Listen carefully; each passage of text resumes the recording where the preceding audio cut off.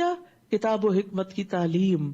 لہذا آپ کی امتی ہونے کی حیثیت سے یہی ہمارا مشن بھی ہونا چاہیے کہ ہم اللہ کی کتاب کو پڑھیں بھی، پڑھائیں بھی، اللہ کے رسول صلی اللہ علیہ وسلم کی حکمت کے ساتھ بھی بہترین معاملہ کریں. اور پھر ان سب چیزوں کے پڑھنے پڑھانے کا مقصد کیا ہو؟ یعنی تلاوت برائے تلاوت نہ ہو، تعلیم برائے تعلیم نہ ہو، بلکہ مقصود آؤٹ کم تزکیہ ہو کہ انسان ظاہر اور باطن میں سنور جائے. تزکیہ سنوارنے کے عمل کو کہتے ہیں کہ انسان پہلے سے زیادہ مینر فل ہو جائے، اس کے اندر بہترین اخلاق آ جائے، اس کا کردار چمک اٹھے، وہ ایک بہترین انسان بن جائے جو لوگوں کے لیے خیر کا باعث ہو. فاذکرونی اذکرکم واشکروا لی ولا تکفرون. بس تم میرا ذکر کرو، میں تمہارا ذکر کروں گا، تم مجھے یاد رکھو، میں تمہیں یاد رکھوں گا، اور تم میرا شکر ادا کرو اور میری ناشکری نہ کرو. ایمان والوں کو کیا حکم ہے؟ واذکروا اللہ کثیرا لعلکم تفلحون. اور اللہ کو کثرت سے یاد کرو تاکہ تم فلاح پاؤ، کامیاب ہو جاؤ. یاد رکھیے اللہ کا ذکر جو ہے وہ ہر چیز سے بہتر چیز ہے. بہترین عمل یہ ہے کہ انسان جب دنیا سے رخصت ہو تو اس کی زبان پر اللہ ہی کا ذکر ہو. اللہ کے ساتھ جب ملاقات ہو، انسان موت کے وقت میں جب اللہ کی طرف جا رہا ہو تو ذکر کرتا ہوا جائے، اللہ کو یاد کرتا ہوا جائے. اور اللہ تعالیٰ فرماتے ہیں میں اپنے بندے کے ساتھ ہوتا ہوں جب تک وہ مجھے یاد کرتا ہے، اور میری یاد میں اپنے دونوں ہونٹ ہلاتا رہتا ہے. اور یہ بھی یاد رکھیے کہ جس طرح کا ذکر ہم کریں گے ویسا ہی ذکر ہمارا بھی ہوگا. ذکر سے انسان کا ایمان بھی بڑھتا ہے، اللہ کا قرب بھی بڑھتا ہے، اللہ کی محبت بھی بڑھتی ہے، اللہ کی خشیت بھی بڑھتی ہے. بے شمار فائدے ہیں اس کے. اور اس کی بہترین شکل نماز ہے. یا ایھا الذین آمنوا، اے لوگو جو ایمان لائے ہو، استعینوا بالصبر والصلاۃ، صبر اور نماز کے ساتھ مدد طلب کرو. ان اللہ مع الصابرین، بے شک اللہ صبر کرنے والوں کے ساتھ ہے. ذکر اور شکر کے بعد یہاں پر صبر کا ذکر آیا ہے. جس انسان کی زندگی میں یہ تین چیزیں شامل ہو جائیں وہ خوشحال ترین انسان ہے. ذکر، شکر، صبر. ذکر اللہ کی یاد، شکر اللہ کی نعمتوں پر محبت کا رویہ، بہترین عملی رویہ، اور مشکلات آنے پر صبر کا رویہ. اور ان سب چیزوں میں مددگار ہوتی ہے نماز. ان اللہ مع الصابرین، بے شک اللہ صبر کرنے والوں کے ساتھ ہے. ایسے لوگوں کو اللہ کی مدد حاصل ہوگی. وَلَا تَقُولُوا لِمَن يُقْتَلُ فِي سَبِيلِ اللَّهِ أَمْوَاتٌ بَلْ أَحْيَاءٌ وَلَٰكِن لَّا تَشْعُرُونَ. سب سے زیادہ صبر انسان موت کے صدمے پر کرتا ہے، اور کرنا چاہیے کیونکہ موت کے بعد پھر کچھ واپس نہیں آتا. تو یہاں پر شہادت کی بات کی گئی کہ جو لوگ اللہ کے راستے میں مارے جائیں انہیں مردہ نہ کہو. یعنی صبر کرنے کے لیے اصل میں چاہیے کیا ہوتا ہے؟ سب سے پہلے اپنی سوچ بدلنی ہوتی ہے. جب آپ کی تھنکنگ پازیٹیو ہو جاتی تو آپ کو صبر کرنا آ جاتا ہے. آپ کسی بھی حادثے، کسی بھی مصیبت کا مثبت الٹ بات، تو اس سے صبر دلایا گیا، صبر کے لیے کلو دیا گیا. وہ زندہ ہے. یعنی جو لوگ اللہ کی خاطر اپنی جان دے دیں وہ مرتے نہیں ہوتے، وہ زندہ ہیں. لیکن تم شعور نہیں رکھتے، تمہیں یہ بات سمجھ نہیں آتی کہ موت زندگی کیسے ہو سکتی ہے. اور یاد رکھو صبر تو زندگی بھر کرتے ہی رہنا پڑے گا، کیونکہ زندگی میں آزمائشیں آئیں گی. کون کون سی آزمائشیں؟ وَلَنَبْلُوَنَّكُمْ بِشَيْءٍ مِّنَ الْخَوْفِ وَالْجُوعِ وَنَقْصٍ مِّنَ الْأَمْوَالِ وَالْأَنفُسِ وَالثَّمَرَاتِ وَبَشِّرِ الصَّابِرِينَ. اور ہم تمہیں خوف اور بھوک اور مالوں اور جانوں اور پھلوں کی کمی میں سے کسی نہ کسی چیز کے ساتھ ضرور بس ضرور آزمائیں گے، اور صبر کرنے والوں کو خوشخبری دے دیجئے. یعنی کبھی خوف ہوگا جیسے دشمن کا خوف، فیوچر کا خوف، کبھی بھوک ہوگی کہ انسان کی کوئی جاب چلی جائے، کبھی فاقہ ہو جائے، کبھی مال کا نقصان ہو جائے، کبھی اولاد یا کسی جان کا نقصان ہو جائے، یعنی کوئی فوت ہو جائے عزیز پیارا. اور پھل تو ہر چیز کا آؤٹ کم ہوتا ہے کہ انسان کی ساری زندگی کی محنت کبھی اس کے سامنے برباد ہو جائے. پھل ہوتا ہے کسی بھی کام محنت کے بعد جو آخری نتیجہ ہوتا ہے. یعنی ساری زندگی ایک چیز پر کام کیا اور جب آخری نتیجہ آیا تو اس کا پھل کھانا نصیب نہ ہوا تو وہ انسان کے لیے بڑا تکلیف دہ مرحلہ ہوتا ہے. تو اس سے بھی آزمائش ہو سکتی ہے. مثلاً والدین نے اپنے بچے کو بچپن سے بہت اچھی تربیت دی، پڑھایا لکھایا، اس کو ہر طرح کے قابل بنایا. جب وہ بڑا ہوا اس کی بہترین جاب لگ گئی کہ اچانک ایکسیڈنٹ میں فوت ہو، تو پھل چلا گیا یعنی وہ محنتوں کا پھل تھا. اولاد سب سے بہترین پھل ہوتی ہے انسان کا, بہترین کمائی ہوتی ہے انسان کی. وہ چلا گیا, یہ کیا ہوا؟ پھر انسان کہتے ہیں یہ ایسا نہیں ہونا چاہیے. نہیں, آپ نے اس پر محنت کی, آپ کی محنت کا ایک لمحہ بھی ضائع نہیں, اجر ہے. کل قیامت کے دن صبر کرنے والوں کو اتنا بڑا اجر ملے گا کہ انسان یہ, لیکن جب وہ اجر دیکھتا ہے انسان تو پھر سوچتا ہے کہ یہ کیا, میں کیا سمجھتا تھا, میں کس بھول میں تھا کہ وہ ضائع ہو گیا, وہ میری آنکھوں سے اوجھل ہوا تو کہیں ختم ہو گیا. نہیں, وہ اللہ نے اجر کی شکل میں سمیٹ لیا, لیکن شرط یہ ہے کہ اگر تم نے صبر کیا.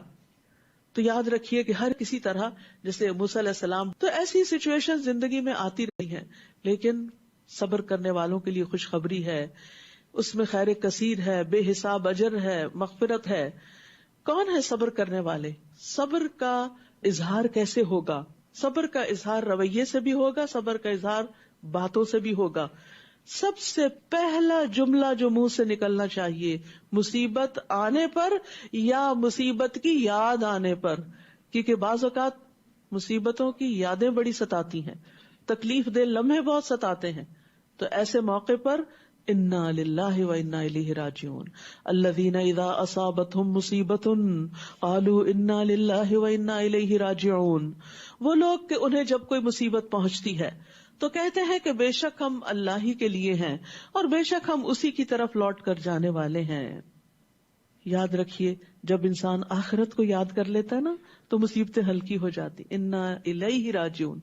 بیٹا چلا گیا, ہم بھی جانے والے ہیں, ہم بھی تو جا رہے ہیں, ہم کتنے دن اور ہیں, وہ آگے چلا گیا, ہم پیچھے سے آ رہے ہیں, بس اتنی سی بات ہے. انا الیہ راجعون.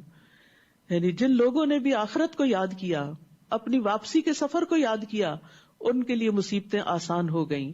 اور ویسے بھی اللہ تعالیٰ اس دعا کے پڑھنے والے کو دنیا میں بھی بہترین نعم البدل عطا کرتے ہیں. اور اسی طرح اگر کسی کا چھوٹا, بڑے بچے کی تو بات میں نے کی, لیکن اگر چھوٹا سا پیارا سا منا سا بچہ فوت ہو جائے تو اللہ سبحانہ و تعالیٰ فرشتوں سے پوچھتا ہے, تم نے میرے بندے کے تیری حمد بیان کی اور انا للہ و انا الیہ راجعون کہا, تو اللہ تعالیٰ فرماتا ہے میرے بندے کے لیے جنت میں گھر بنا دو اور اس کا نام بیت الحمد رکھو. تو یاد رکھیے انا للہ کے ساتھ اور کیا پڑھنا ہوتا ہے؟ الحمد للہ, الحمد للہ, اللہ میں راضی ہوں, اس پر بھی تیرا شکر ہے. نبی صلی اللہ علیہ وسلم صرف نعمت ملنے پر شکر نہیں کرتے تھے, تکلیف آنے پر بھی شکر کرتے تھے. الحمد للہ علی کل حال, اس میں بھی کوئی خیر ہے, اس میں بھی کوئی بھلائی ہے. خضر نے اس چھوٹے بچے کی جان لے لی تھی جو بڑے ہو کے ماں باپ کو بہت ستانے والا تھا. ہمیں نہیں پتا ہوتا کہ جو چیز ہم سے لی جا رہی ہے وہ ہمارے لیے کتنی بہتری کا باعث ہے. فرمایا یہی وہ لوگ ہیں جن پر ان کے رب کی طرف سے نوازشیں اور رحمت ہے, اور یہی لوگ ہدایت پانے والے. سبحان اللہ, 3 نعمتیں صبر کرنے والوں کو, اللہ کی رضا, اللہ کی رحمت اور ہدایت. اب صبر کی ایک عظیم ترین مثال حضرت ہاجر, جن کو ابراہیم علیہ السلام تنہا مکہ کی بے آب و گیا وادی میں چھوڑ آئے تھے, چھوٹے سے مننے سے بچے کے ساتھ, اور خود چلے گئے تھے صرف اللہ کے حکم سے. نہ وہاں کھانا تھا, نہ پانی تھا, نہ کوئی ٹھکانا تھا, نہ کوئی گھر تھا, نہ کوئی دھوپ سے بچنے کی جگہ تھی, اور نہ رات کو سونے کے لیے کوئی بیڈ روم تھا, کچھ بھی نہیں تھا. لیکن اس نیک بندی نے اللہ کے حکم سے صبر کیا اور خوشی خوشی وہ دن کاٹے, تنہا بچے کے ساتھ نہیں. آج آپ دیکھیں کہ جو سنگل مدرز ہوتی ہیں ان کی زندگی کتنی مزریبل ہو جاتی ہے, صرف یہ سوچ سوچ کے کہ ہمارے ساتھ یہ کیوں ہو گیا. لیکن یاد رکھیے ہر چیز کسی حکمت کے تحت ہوتی ہے, کوئی وجہ ہوتی ہے. اللہ تعالیٰ زندگی میں آپ کو کچھ دینا چاہ رہے ہوتے ہیں. جب کچھ لیا جاتا ہے تو ایسا نہیں صرف لیا جاتا ہے, اس کے بدلے کچھ دیا بھی جاتا ہے. ان مع العسر یسرا بھی ہوتا ہے. تو اگر کسی پر ایسی کوئی تکلیف آ جائے تو وہ حضرت ہاجر کی کہانی یاد رکھے کہ انہوں نے وہ تنہا وقت کیسے گزارا تھا, انہوں نے بچے کی تربیت کیسے کی تھی. آج کی مائیں ہر وقت یہی رونا روتی رہتی, باپ تربیت میں کوئی حصہ نہیں ڈالتا, وہ بچوں کو کچھ نہیں کہتا, سارا کچھ مجھے ہی کرنا پڑتا ہے, مجھے ہی سمجھانا ہوتا ہے, مجھے ان کے ٹینٹرمز دیکھنے ہوتے ہیں. نہیں, سارا اجر بھی تو آپ ہی کے لیے ہے. لمحے لمحے پر اجر ہے, اس صبر پر, اس تربیت پر, اس تکلیف پر. تو جو لوگ اللہ کی خاطر یہ صبر کر جاتے ہیں پھر اللہ ان کے قدموں کے نشانوں کو بھی یادگار بنا دیتا ہے، جس طرح ہاجرہ علیہ السلام کے قدموں کے نشان صفا مروہ میں جو پڑے، آج بڑے بڑے لوگ اس کی پیروی کرتے ہیں۔ فرمایا بے شک صفا اور مروہ اللہ کی نشانیوں میں سے ہیں، تو جو کوئی بیت اللہ کا حج یا عمرہ کرے اس پر کچھ گناہ نہیں کہ ان دونوں کا طواف کرے، اور جو کوئی خوشی سے نیکی کرے تو بے شک اللہ قدردان ہے، خوب علم رکھنے والا ہے۔ بے شک جو لوگ ہماری نازل کردہ واضح آیات اور ہدایت کو چھپاتے ہیں بعد اس کے کہ ہم نے ان کو اپنی کتاب میں لوگوں کے لیے کھول کر بیان کر دیا ہے، ایسے ہی لوگوں پر اللہ لعنت کرتا ہے، اور تمام لعنت کرنے والے بھی ان پر لعنت کرتے ہیں، مگر وہ لوگ جنہوں نے توبہ کی اور اصلاح کر لی اور کھول کر بیان کر دیا، تو یہی لوگ ہیں جن کی توبہ میں قبول کرتا ہوں، اور میں بہت توبہ قبول کرنے والا، نہایت رحم کرنے والا ہوں۔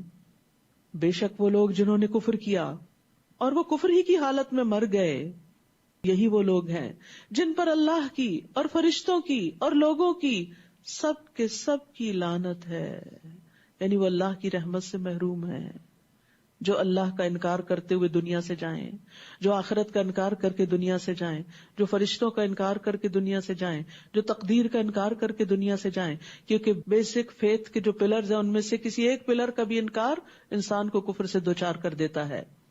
خالدین فیہا، ہمیشہ اس میں رہنے والے ہیں، نہ تو ان سے عذاب ہلکا کیا جائے گا اور نہ ہی وہ مہلت دیے جائیں گے۔ وَإِلَٰهُكُمْ إِلَٰهٌ وَاحِدٌ لَا إِلَٰهَ إِلَّا هُوَ الرَّحْمَٰنُ الرَّحِيمُ، اور تم سب کا الہ ایک ہی الہ ہے، اس کے علاوہ اس کے سوا کوئی الہ برحق نہیں، وہ بہت مہربان ہے، نہایت رحم کرنے والا ہے۔ تو یاد رکھیے ہم سب کا معبود ایک الہ، ایک رب ہے، اس کے سوا کوئی اور اس کی عبادت میں، اس کی صفات میں، اس کے کمالات میں، جمالات میں شریک نہیں۔ اور اس کی دلیل کیا ہے؟ کائنات کی تخلیق، کائنات کی نشانیوں پہ غور کرو۔ ان فی خلق السماوات والارض، یہ سب کچھ نہ تھا، یہ جس نے بنایا وہی عبادت کے لائق ہے۔ بے شک آسمانوں اور زمین کی پیدائش میں، اور رات اور دن کے ایک دوسرے کے پیچھے آنے جانے میں، اور ان کشتیوں میں جو سمندر میں ان چیزوں کو لے کر چلتی ہیں جو لوگوں کو نفع دیتی ہیں، اور اس پانی میں جس کو اللہ نے آسمان سے اتارا، پھر اس سے زمین کو اس کی موت کے بعد زندہ کیا، اور اس میں ہر قسم کے جاندار پھیلا دیے، اور ہواؤں کی گردش میں اور بادلوں میں جو آسمان اور زمین کے درمیان مسخر ہیں، پانی سے بھرے ہوئے، تمہارے سر پہ نہیں گرتے۔ البتہ ان سب میں بہت سی نشانیاں ہیں ان لوگوں کے لیے جو عقل رکھتے ہیں۔ یعنی اگر کسی تک پیغمبر کی کوئی تعلیم نہ پہنچے، قرآن نہ بھی پہنچے، حدیث نہ بھی پہنچے، کوئی داعی، کوئی دعویٰ دینے والا نہ بھی پہنچے، تو یہ ساری نشانیاں دعوت دے رہی ہیں کہ ان سب کا بنانے والا جو ہے وہی عبادت کے لائق ہے، اسی کے آگے سر جھکاؤ، اسی کو یاد کرو، اسی کے لیے نماز اور اسی کے لیے قربانی اور اسی کے لیے صدقہ اور اسی کے لیے ساری نیکیاں کرو، تمہارے سارے کے سارے اعمال اسی کی محبت میں ہونے چاہیے۔ اور لوگوں میں سے بعض ایسے ہیں جو اللہ کے سوا دوسروں کو اس کا مد مقابل بنا لیتے ہیں اور ان سے ایسی محبت کرتے ہیں جیسی محبت اللہ سے کرنی چاہیے۔ تو یاد رکھیے مخلوق کی محبت، چاہے وہ آسمان و زمین کی ہو، چاہے وہ کسی انسان کی ہو یا کسی بت کی ہو، مخلوق کی محبت اگر حد سے بڑھ جائے اور اللہ کی محبت سے زیادہ ہو جائے تو وہ شرک فی المحبہ ہو جاتا ہے۔ تو اس سے بچنے کی ضرورت ہے، کیونکہ اللہ سبحانہ وتعالیٰ فرماتے ہیں والذین آمنوا اشد حبا للہ، اور وہ جو ایمان لائے وہ اللہ کی محبت میں سب سے زیادہ شدید ہیں، سب سے آگے ہے اللہ کی محبت میں۔ اپنے دلوں کا جائزہ لیجئے، اپنے اندر جھانک کر دیکھیے کہ آپ کی زندگی میں سب سے زیادہ اہم کون ہے، آپ سب سے زیادہ کس کو یاد کرتے ہیں، آپ سب سے زیادہ کس کے ساتھ بات کر کے خوش ہوتے ہیں، آپ سب سے زیادہ کس پہ بھروسہ کرتے ہیں، کس کے سپرد اپنے معاملات کرتے ہیں۔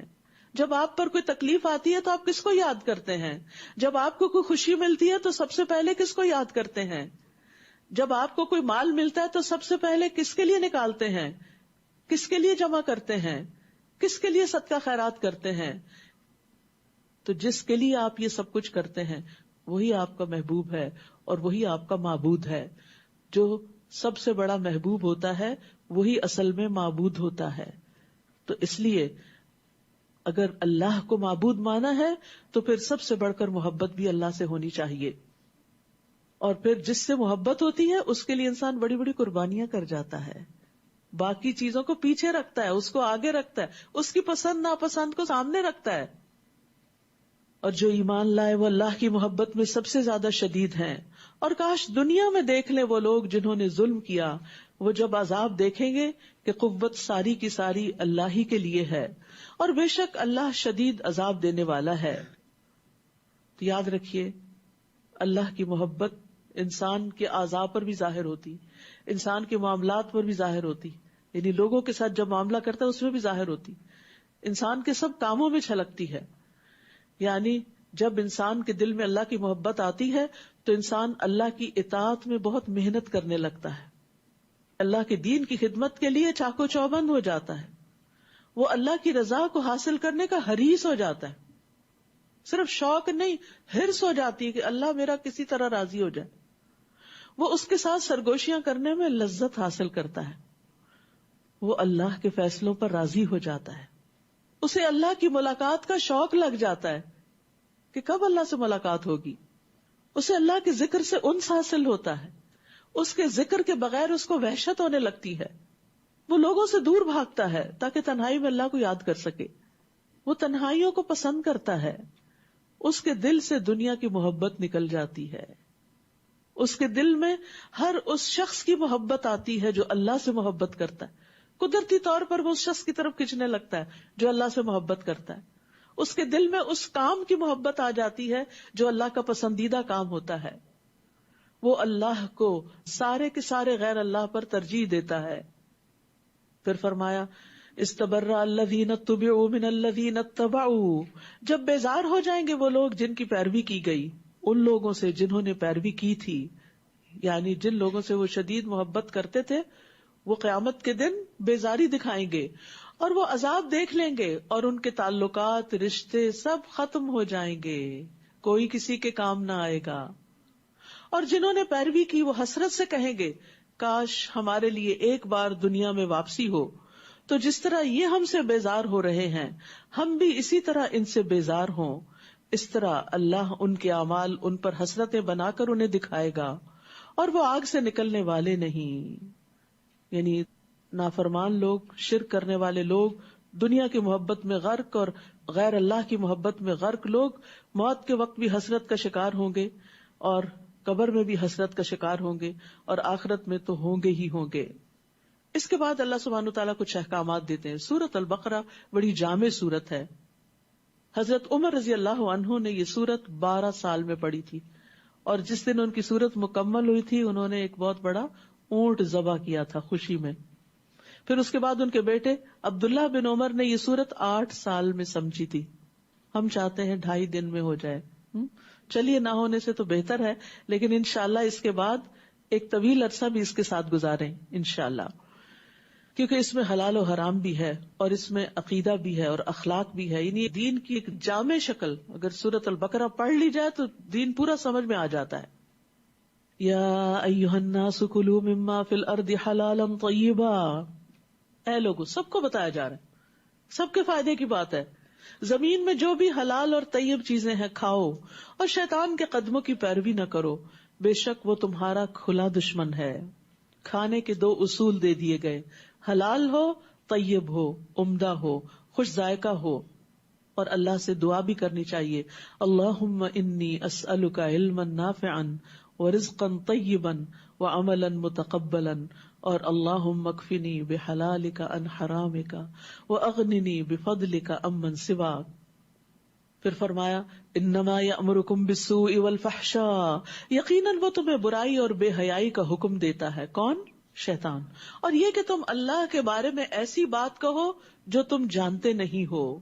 اور جب ان سے کہا جاتا ہے کہ اس کی پیروی کرو جو اللہ نے نازل کیا تو کہتے ہیں نہیں، بلکہ ہم تو اسی کی پیروی کریں گے جس پر ہم نے اپنے باپ دادا کو پایا. کیا اگرچہ ان کے باپ دادا کچھ عقل نہ رکھتے ہوں اور نہ ہدایت یافتہ ہوں پھر بھی ان کی پیروی کریں گے؟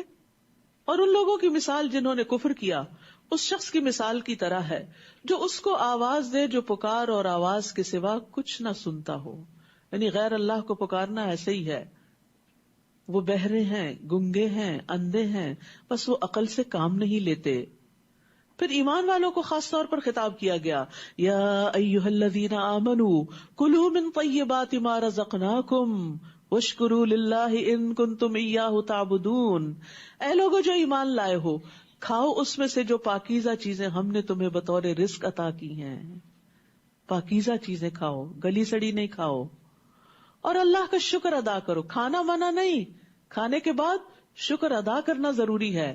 اگر تم اسی کی عبادت کرتے ہو تو دو چیزیں عبادت میں شامل ہو گئیں، طیب کھانا بھی عبادت اور کھا کر شکر ادا کرنا بھی عبادت.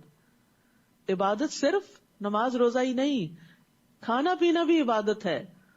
اس نے تو تم پر صرف مردار اور خون اور سور کا گوشت اور جس چیز پر اللہ کے سوا کسی اور کا نام پکارا جائے حرام کر دیا ہے. پھر جو کوئی مجبور کر دیا جائے، نہ چاہنے والا ہو اور نہ حد سے بڑھنے والا. یعنی مجبوری میں اگر کسی کو حرام کھانا پڑا تو وہ حرام کی چاہت رکھنے والا نہ ہو اور نہ ضرورت سے زائد کھائے تو اس پر کوئی گناہ نہیں. بے شک اللہ بہت بخشنے والا، نہایت رحم کرنے والا ہے. بے شک جو لوگ اس چیز کو چھپاتے ہیں جو اللہ نے کتاب میں نازل کی ہے اور اس کے بدلے تھوڑی سی قیمت حاصل کر لیتے ہیں، یہ لوگ اپنے پیٹوں میں محض آگ بھرتے ہیں. ایسے لوگوں سے اللہ قیامت کے دن کلام نہ کرے گا، نہ ان کو گناہوں سے پاک کرے گا، اور ان کے لیے دردناک عذاب ہے. یہی وہ لوگ ہیں جنہوں نے ہدایت کے بدلے گمراہی اور مغفرت کے بدلے عذاب خریدا. بس کتنا صبر ہے ان کا آگ پر. یہ اس لیے کہ بے شک اللہ نے کتاب حق کے ساتھ نازل فرمائی، اور یقیناً جن لوگوں نے اس کتاب میں اختلاف کیا البتہ وہ ضد میں حق سے دور جا پڑے ہیں. پھر فرمایا لیس البر ان تولوا وجوہکم قبل المشرق والمغرب. نیکی کا ایک جامع تصور دے دیا گیا ہے اس آیت میں، اسی لیے اس آیت کو آیت البر کہا جاتا ہے. یعنی اگر آپ جاننا چاہتے ہیں کہ نیکی کے کون کون سے کام ہیں تو اس آیت کو پڑھ لیجئے.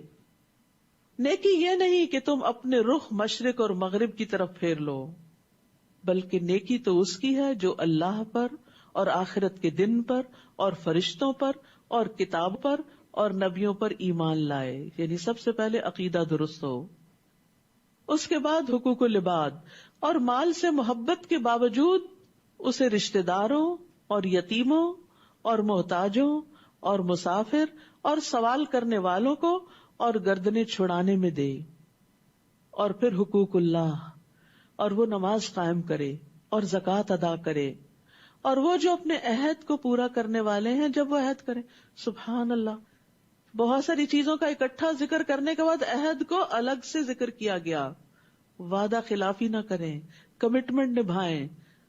جب کسی کے ساتھ کوئی معاہدہ کر لیں تو اس کو پورا کریں، اور جب وہ عہد کریں اور سختی اور تکلیف میں اور جنگ کے وقت صبر کرنے والے ہیں. صبر کو بھی الگ سے ہائی لائٹ کیا گیا کہ یہ نیکیوں کی بنیاد ہے. جس کے اندر صبر نہیں وہ نیکی کر نہیں سکتا. کر لے تو سنبھال نہیں سکتا، اور سنبھال لے تو ضائع کرنے سے مشکل سے ہی بچتا ہے. نیکی سنبھالنا بھی صبر کا کام ہے.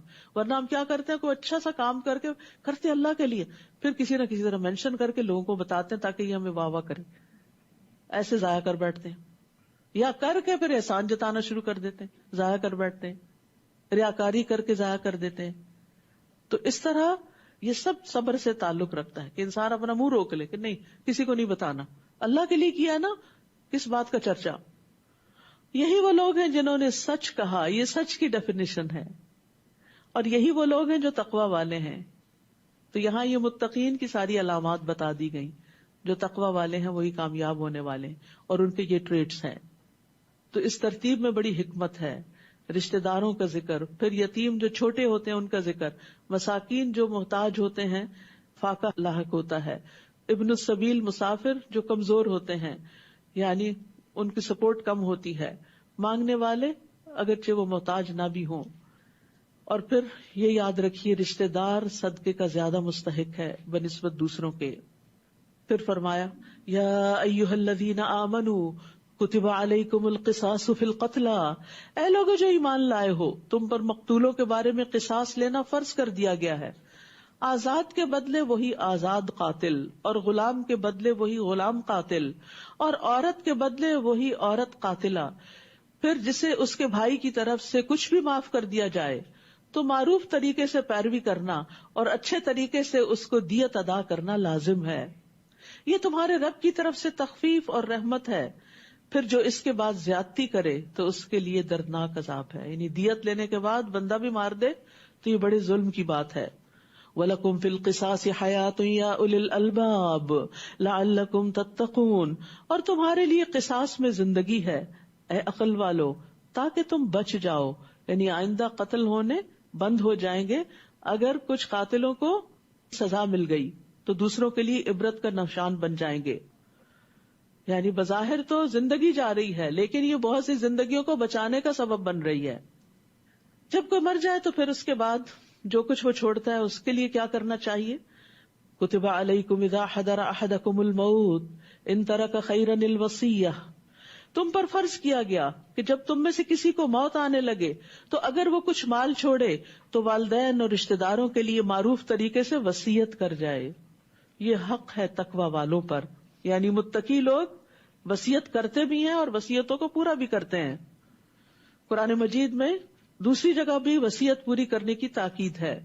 اور وصیت اللہ کی طرف سے ایک صدقہ ہے. مال کو خیر میں استعمال کرنا چاہیے اور وارثوں کے لیے بھی کچھ نہ کچھ چھوڑنا چاہیے. اور 1/3 مال کی وصیت کی اجازت دی گئی ہے ہمارے دین میں.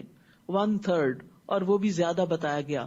باقی مال وارثوں کا ہے. تو اس لیے بہتر ہے انسان اپنی زندگی میں ہی اپنے مال سے اپنے لیے آگے اچھے اچھے کام کر کے کچھ بنا لے, کیونکہ جو چھوڑ جائیں گے وہ دوسروں کا ہو جائے گا. آپ کا وہ ہے جو آپ نے استعمال کر لیا, کھا لیا, پہن لیا, اور جو صدقہ کر دیا وہ آپ کا ہو گیا. اور جو آپ نے استعمال نہیں کیا, انٹچڈ ہے, وہ دوسرے لے جائیں گے, اب وہ استعمال کریں گے. اور یہ بھی نہیں پتا کہاں استعمال کریں گے. اگر وہ نیک ہیں تو خیر کے راستے میں کریں گے, اور اگر وارث دین سے دور ہیں تو وہ اپنی دنیا کی عیاشیوں میں خرچ کریں گے. تو بہتر یہی ہے کہ پھر انسان اپنی آخرت کے لیے اپنے ہاتھوں دنیا میں ہی کچھ نہ کچھ کر لے. فَمَن بَدَّلَهُ بَعْدَ مَا سَمِعَهُ. بس جو شخص اس وصیت کو سننے کے بعد اسے بدل ڈالے تو بے شک اس کے بدلنے کا گناہ ان لوگوں پر ہے جو اس کو بدل دیں گے. بلا شبہ اللہ بہت سننے والا, بہت جاننے والا ہے. پھر اگر کسی کو وصیت کرنے والے کی طرف سے کسی طرفداری یا گناہ کی وصیت کرنے کا اندیشہ ہو تو وہ ان میں باہم اصلاح کرا دے تو اس پر کچھ گناہ نہیں.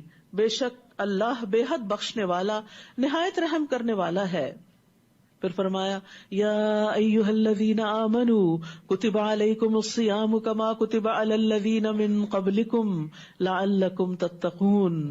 اے لوگو جو ایمان لائے ہو تم پر روزہ رکھنا فرض کر دیا گیا. فرض عبادت ہے جس طرح تم سے پہلے لوگوں پر فرض کیا گیا تھا. کیوں فرض کیا گیا؟ تاکہ تم متقی بن جاؤ, تاکہ تم برے انجام سے بچ جاؤ. روزہ ایک کفایت کرنے والی عبادت ہے. ابو ذر سے مروی انہوں نے پوچھا اللہ کے رسول یہ روزہ کیا ہے؟ آپ نے فرمایا یہ ایسا فرض ہے جو آخرت میں کفایت کر دینے والا ہے. یہ سب سے منفرد عمل ہے, خیر کا دروازہ ہے. جو ایمان اور ثواب کی امید سے روزے رکھے اس کے اگلے پچھلے گناہ معاف کر دیے جائیں گے. روزے کا اجر اللہ کے ذمے ہے. روزے کو اللہ نے اپنے لیے خاص کیا. اور پھر یہ کہ روزہ تقوی پیدا کرنے میں ایک بہت اہم کردار ادا کرتا ہے, اور جس کے اندر تقوی آ جاتا ہے اس کے سارے کام آسان ہو جاتے ہیں. من یتق اللہ یجعل لہ من امرہ یسرا. اللہ اس کے کام آسان کر دے گا. تو روزے سے تقوی, تقوی سے آسانی. یاد رکھیے گا یہ آئندہ جو روزے آنے والے ہیں ان میں خوشی خوشی روزہ رکھنے کا سوچیں. سارا سال نہیں ہے, فکر نہیں کیجئے, بس ایک ہی مہینہ ہے, 11 مہینے چھٹی ہے. ایام معدودات, گنتی کے چند دن ہیں. پھر جو کوئی تم میں سے بیمار ہو یا سفر پر ہو تو دوسرے دنوں سے تعداد پوری کر لے. گنتی پوری کرنا لازم ہے. قضا روزے رکھنے ضروری ہیں اگر بیماری یا سفر کی حالت میں, چاہے مینسز ہیں, چاہے نفاس ہے, کچھ بھی ہے. اور جو لوگ مشکل سے روزہ رکھنے کی طاقت رکھتے ہوں وہ ایک مسکین کا کھانا فدیہ دے دیں. بس جو کوئی خوشی سے نیکی کرے تو وہ اسی کے لیے بہتر ہے. ایک وقت کا کھانا لازم ہے, 2 وقت کا دے دیں تو بہت اچھا ہے. اور یہ کہ تم روزہ رکھو تمہارے حق میں یہ بہتر ہے، یعنی ڈر کے روزہ چھوڑ کے فدیے کی طرف نہیں جاؤ، بلکہ روزہ رکھو، یہ تمہیں زیادہ فائدہ دے گا. ہو سکتا ہے وہ بیماری ہی چلی جائے جس کے ڈر سے تم روزہ چھوڑ رہے ہو. اگر تم علم رکھتے ہو تو انسان بہت سے غلط کام کر جاتا ہے لا علمی سے، تو اللہ نے جب علم دے دیا تو پھر اللہ کے حکم پر عمل کرو گے تو فائدے ہی فائدے ہوں گے. شہر رمضان الذی انزل فیہ القرآن، رمضان کا مہینہ وہ ہے جس میں قرآن نازل کیا گیا. رمضان کی امپورٹنس قرآن کی وجہ سے ہے، تو پھر قرآن کی فضیلت کیا ہوگی، خود قرآن کی برکت کیا ہوگی، اور اس سے ملنے والی رحمتیں کیا ہوں گی کہ جس کی وجہ سے اللہ نے ایک مہینے کو اتنی امپورٹنس دی، اس رات کو جو لیلۃ القدر ہے اتنی زیادہ اہمیت دی. ہدایت ہے لوگوں کے لیے اور روشن دلائل ہے ہدایت اور حق کو باطل میں فرق کرنے کے لیے. تو جو کوئی تم میں سے اس مہینے کو پائے اسے چاہیے کہ اس کے روزے رکھے، اور جو بیمار یا سفر میں ہو تو دوسرے دنوں سے تعداد پوری کر لے. اللہ تمہارے لیے آسانی چاہتا ہے اور وہ تمہارے لیے تنگی کا ارادہ نہیں رکھتا.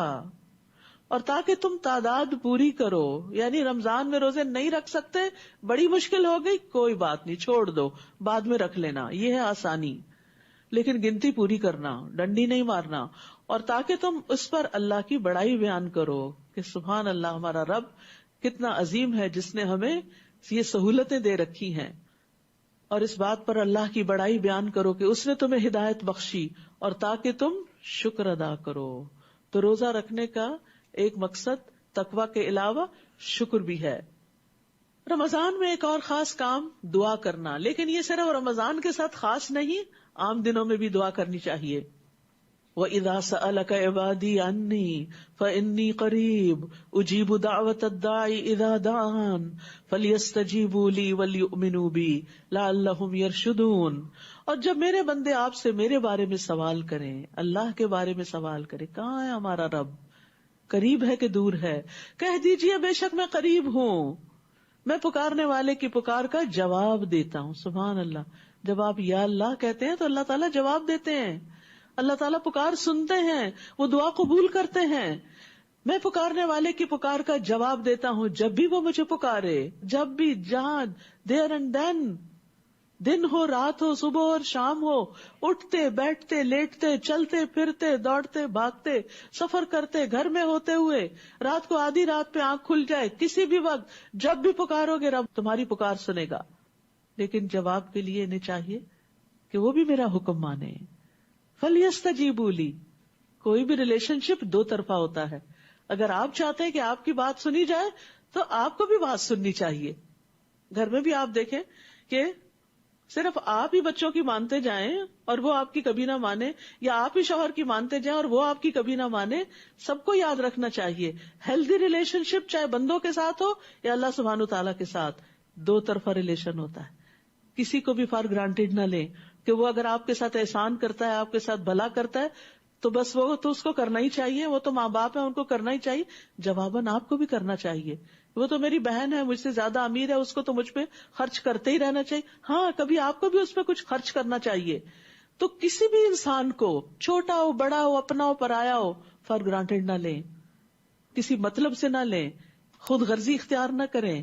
کوئی اسمائل کرتا ہے تو جواباً اسمائل دیں، کوئی سلام کرتا ہے تو جواب میں سلام کا جواب دیں، کوئی آپ کو اچھا مشورہ دیتا ہے آپ شکریہ ادا کریں اس کا، کوئی آپ کے کسی کام آتا ہے آپ اس کے لیے دعا کریں. یعنی صرف لینے والے نہ بنے، دینے والے بنے.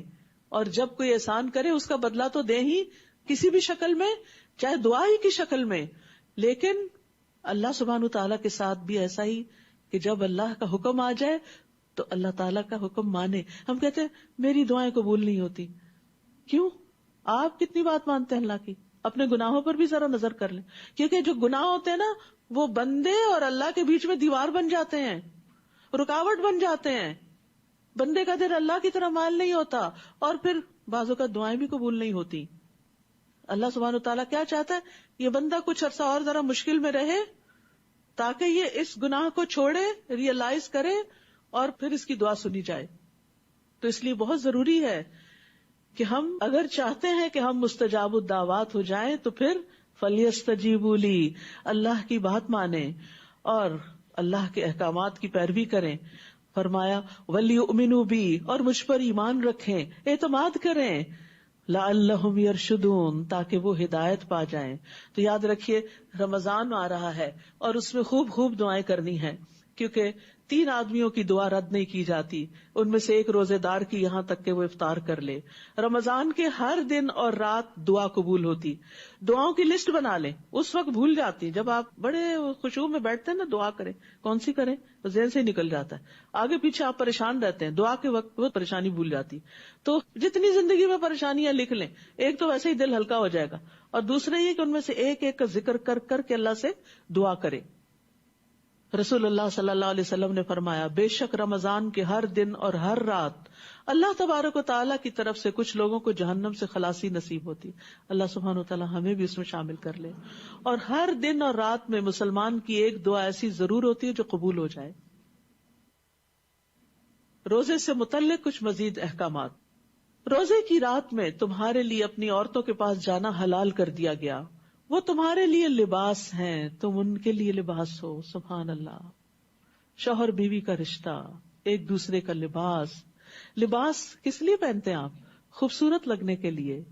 شادی کے بعد ایک عورت اور خوبصورت ہو جاتی ہے شوہر کی کمپینین شپ میں، اس کے ساتھ میں، لہذا اس لباس کو تار تار نہیں کرنا چاہیے، اسے داغدار نہیں کرنا چاہیے، اسے اتارنا نہیں چاہیے.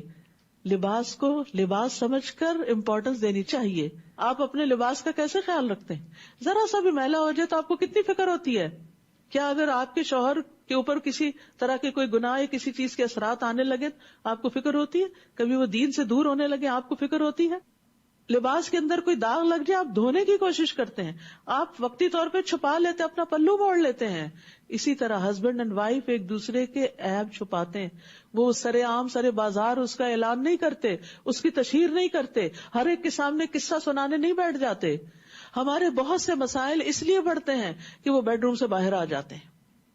وہ اپنی ماں کو بتا رہا ہے، وہ اپنی ماں کو بتا رہی ہے، وہ اپنے بہن بھائیوں کو سنا رہا ہے، یہ اپنے بہن بھائیوں کو سنا رہی ہے.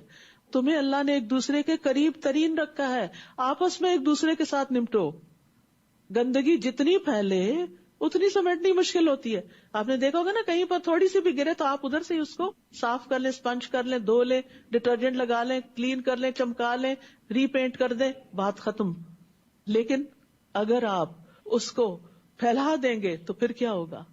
پھر تو چیزیں آؤٹ آف کنٹرول ہو جائیں گی.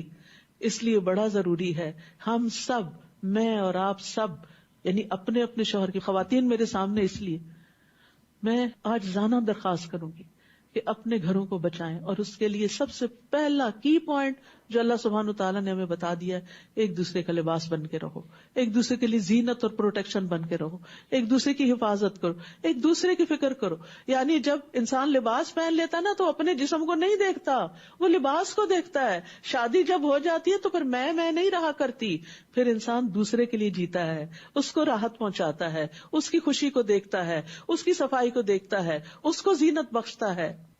آپ دوسرے کا لباس ہیں، آپ اس کی خوبصورتی ہیں، آپ اس کی عزت ہیں، اس عزت کو داغدار نہ کریں.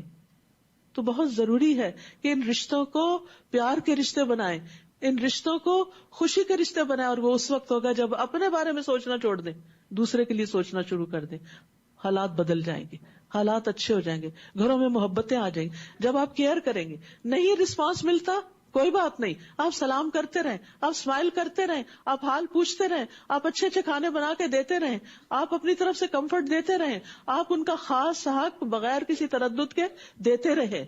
پھر آپ دیکھیں کہ کس طرح حالات اچھے ہوتے ہیں.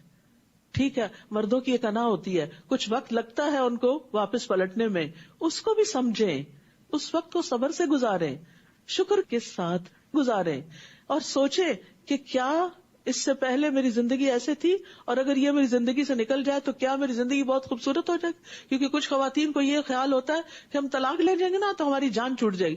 اور نہیں، اس سے بڑے مسائل آگے آئیں گے، جان نہیں چھوٹے گی اور جان پھنسے گی. اس لیے حد الوسع نبھانے کی کوشش کریں. ہاں، اگر واقعی زمین اور آسمان کے درمیان کا فاصلہ ہے، دونوں کے مزاج میں، دونوں کے روایات اور اخلاق میں، اور کوئی صورت نہیں، تو پھر اللہ نے حلال بھی قرار دیا ہے عزت کے ساتھ الگ ہو جائیں. اور اگر الگ ہو جائے تو پھر نشرہ نہ کریں کہ فلاں خرابی تھی اور فلاں خرابی تھی. کل ہی کسی نے مجھ سے پوچھا کہ اس طرح کچھ معاملہ پیش آ رہا ہے خاندان میں تو آپ کیا مشورہ دیتی؟ میں نے کہا آپ نے کسی کو ذکر نہیں کرنا کہ کیا وجہ بنی. معاملہ لڑکی کے اندر کوئی گڑبڑ تھی, کہیں اور مائل ہو گئی تھی تو رہنا نہیں چاہتی تھی, تو ہم زبردستی تو نہیں رکھ سکتے اگر کوئی لڑکی رہنا نہیں چاہتی. اب میں نے کہا کہ آپ نے اس لڑکی کا عیب نہیں کھولنا, کہیں نہیں کھولنا. کوئی بھی پوچھے, بہن بھائی پوچھے, دوسرا پوچھے, تیسرا, آپ کے بس اللہ کی مرضی یہی تھی, بس نہیں بنی, بس بات ختم. آپ ان کا لباس ہیں, اللہ نے آپ کو یہ درجہ اور رتبہ دیا ہے, آپ لباس بن کے دکھائیں, یہ اللہ کا حکم ہے. پردہ داری مت کریں, پردے رکھیں. آپ دوسروں کا رکھیں گے تو انشاءاللہ اللہ آپ کا رکھے گا. کون سا کپل ایسا ہے جس میں اختلاف نہ ہو, جس میں کوئی خامی نہ ہو؟ ہر انسان میں کمزوریاں ہیں, ہر ایک میں غلطیاں ہیں, تو کیا ہم دوسروں کی غلطیوں کو اچھالتے ہی رہیں؟ ہن لباس لکم وانتم لباس لہن, وہ تمہارے لیے لباس ہیں اور تم ان کے لیے لباس ہو. اللہ نے جان لیا کہ تم اپنے نفسوں سے خیانت کر رہے تھے, یعنی رمضان کی راتوں میں تعلق قائم کر رہے تھے ان سے, تو اس نے تم پر مہربانی کی اور تم کو معاف کر دیا. بس اب تم ان سے مباشرت کرو اور اللہ نے جو تمہارے لیے لکھ رکھا ہے اسے تلاش کرو, اور کھاؤ اور پیو یہاں تک کہ تمہارے لیے صبح یعنی فجر کے وقت کی سفید دھاری رات کی سیاہ دھاری سے واضح ہو جائے. پھر روزہ رات تک پورا کرو, اور جب تم مسجدوں میں اعتکاف میں ہو تو ان سے مباشرت نہ کرو, یہ اللہ کی حدود ہیں, بس ان کے قریب بھی نہ جانا. اسی طرح اللہ اپنی آیات کو لوگوں کے لیے کھول کھول کر بیان فرماتا ہے تاکہ وہ بچ جائیں. اتنی پیاری باتیں ہیں اس آیت میں تاکہ لوگ برے انجام سے بچ جائیں, دنیا کے بھی برے انجام سے اور آخرت کے بھی برے انجام سے. اور تم آپس میں ایک دوسرے کا مال باطل طریقے پر نہ کھاؤ اور نہ اس کو رشوتاً حاکموں کے پاس لے جاؤ تاکہ تم لوگوں کے مال کا کچھ حصہ گناہ کے ساتھ کھاؤ, حالانکہ تم جانتے ہو. یعنی ایسا نہ کرنا کہ کسی کا حق رشوت دے کے مار لینا. وہ آپ سے نئے چاندوں کے بارے میں سوال کرتے ہیں, کہہ دیجئے وہ لوگوں کی عبادت اور حج کے لیے اوقات مقررہ ہیں. چاند جو ہے وہ اللہ کی بڑی نشانیوں میں سے ایک نشانی ہے. باریک دھاری سے آغاز ہوتا ہے, پھر مہینے کے درمیان میں آ کے مکمل ہو جاتا ہے, پھر آخر میں آ کے پھر اصل شکل پہ لوٹ جاتا ہے. اس سے ہمارے لیے عبادات کا تعین ہوتا ہے, روزے کب آ رہے ہیں, حج کب ہوگا, محرم کب ہے, اور ایام بیز کون سے ہیں. تو یہ اللہ سبحانہ تعالیٰ کی طرف سے ایک بہت بڑی ہمارے لیے نعمت ہے, اور اس سے پتہ چلتا ہے کہ اللہ نے ہمارے لیے دین کو کتنا آسان کیا کہ ایک ابدی کیلنڈر ہمارے لیے مقرر کر دیا. اور نیکی یہ نہیں کہ تم گھروں میں ان کے پیچھے کی طرف سے آؤ, بلکہ نیکی اس کی ہے جو تقوی اختیار کرے, اور گھروں میں ان کے دروازوں سے آیا کرو اور اللہ سے ڈرو تاکہ تم فلاح پا جاؤ. یہ بھی ایک کی پوائنٹ ہے, وَأْتُوا الْبُيُوتَ مِنْ أَبْوَابِهَا, ہر کام کو اس کے صحیح طریقے پہ کرو, صحیح جگہ سے چیزوں کو اپروچ کرو, صحیح طریقہ اختیار کرو. اور اللہ کی راہ میں ان لوگوں سے لڑو جو تم سے لڑتے ہیں, اور زیادتی نہ کرنا, بے شک اللہ زیادتی کرنے والوں سے محبت نہیں رکھتا. چاہے تم اللہ کے محبوب ہو, اگر تم نے زیادتی کی تو پھر محبت نہیں رہے گی. اور تم دوران جنگ جہاں انہیں پاؤ قتل کر دو, اور تم انہیں وہاں سے نکال دو, یعنی مکہ سے جہاں سے انہوں نے تمہیں نکالا ہے. اور فتنہ قتل اور خون ریزی سے زیادہ شدید ہے, اور تم ان سے مسجد حرام کے پاس نہ لڑو یہاں تک کہ وہ خود تم سے اس میں لڑیں. پھر اگر وہ تم سے حدود حرم میں لڑیں تو تم بھی ان سے لڑو, ایسے کافروں کی یہی سزا ہے. پھر اگر وہ باز آ جائیں تو بے شک اللہ بے حد بخشنے والا نہایت رحم کرنے والا ہے. اور ان سے جنگ کرو یہاں تک کہ فتنہ باقی نہ رہے اور دین صرف اللہ ہی کے لیے ہو جائے. پھر اگر وہ باز آ جائے تو ظالموں کے سوا کسی پر زیادتی نہیں. حرمت والا مہینہ حرمت والے مہینے کے بدلے میں ہے, اور حرمتوں کا بھی قصاص ہے. بس جو تم پر زیادتی کرے تو جیسی زیادتی وہ تم پر کرے ویسی ہی تم اس پر کرو, اور اللہ سے ڈرتے رہو, اور جان لو کہ اللہ متقین کے ساتھ ہے, تقوی والوں کے ساتھ ہے. تقوی والوں کو اللہ کی خاص معیت ملتی ہے. وَأَنفِقُوا فِي سَبِيلِ اللَّهِ, اور اللہ کی راہ میں خرچ کرو, اور اپنے ہاتھوں اپنے آپ کو ہلاکت میں نہ ڈالو. اور تم نیکی کرو, بے شک اللہ نیکی کرنے والوں سے محبت کرتا ہے. تو یاد رکھیے, رشتہ داروں کو دینا نیکی ہے, والدین پہ خرچ کرنا, یتیموں کو, مسکینوں کو, مسافروں کو, مختلف ضرورت مندوں کو دینا. اور یہاں ایک اور خرچ کی مد بتائی گئی اور وہ ہے فی سبیل اللہ، اللہ کے راستے میں، اللہ کے دین کی تبلیغ کے لیے، اللہ کے دین کے دفاع کے لیے، اللہ کے دین کو پروموٹ کرنے کے لیے. عام طور پر ہم جب صدقہ خیرات کرتے ہیں، پیسہ نکالتے ہیں، تو ہم باقی چیزوں پہ تو خرچ کرتے رہتے ہیں، لیکن دین کی ترقی کے لیے، دینی اداروں کی مضبوطی کے لیے عموماً خرچ نہیں کرتے. تو یہاں پر اللہ تعالیٰ فرماتے ہیں اللہ کی راہ میں خرچ کرو اور اپنے ہاتھوں اپنے آپ کو ہلاکت میں نہ ڈالو، کیونکہ دین ہے تو تم بچے ہوئے ہو، تمہاری حفاظت ہے، دین نہیں تو پھر ہلاکت ہے. اور احسان کے درجے میں یہ سب کچھ کرو، کیونکہ اللہ تعالیٰ محسنین سے محبت کرتا ہے. اور حج اور عمرے کو اللہ ہی کے لیے پورا کرو، خالصتاً اللہ کی رضا کے لیے. پھر اگر تم روک دیے جاؤ تو قربانی کے لیے جو میسر ہو کر دو، اور اپنے سر نہ منڈاؤ جب تک قربانی اپنے ٹھکانے پر نہ پہنچ جائے.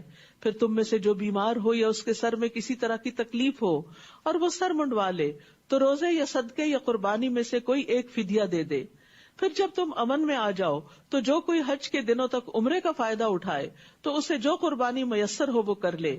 اور پھر جو قربانی نہ پائے تو 3 دن کے روزے حج کے دوران اور 7 دن کے اس وقت رکھے جب تم گھروں کو واپس جاؤ. یہ پورے 10 ہیں. یہ حکم اس کے لیے ہے جس کے اہل و عیال مسجد حرام یعنی مکہ میں رہنے والے نہ ہوں. اور اللہ سے ڈرتے رہو اور جان لو کہ بے شک اللہ سخت سزا دینے والا ہے. پھر فرمایا الحج اشہر معلومات، حج کے مہینے معلوم ہیں یعنی مقرر ہیں. تو جو شخص ان مہینوں میں حج کو فرض کر لے تو حج کے دوران نہ کوئی بے حیائی کی بات کرے، نہ کوئی گناہ کرے، نہ لڑائی جھگڑا کرے، جو کہ بہت مشکل کام ہے. اکثر لوگ جو حج پہ جاتے ہیں حتیٰ کہ میاں بیوی بھی جھگڑنا شروع کر دیتے ہیں، یا پھر دوسری انتہا بہت ہی پیار محبت کی باتیں شروع کر دیتے ہیں. دونوں ہی منع ہے، نہ لڑائی جھگڑے کی اجازت ہے نہ ان باتوں کی اجازت ہے، بلکہ اب ساری توجہ کس کی طرف رکھو؟ اللہ کی طرف رکھو.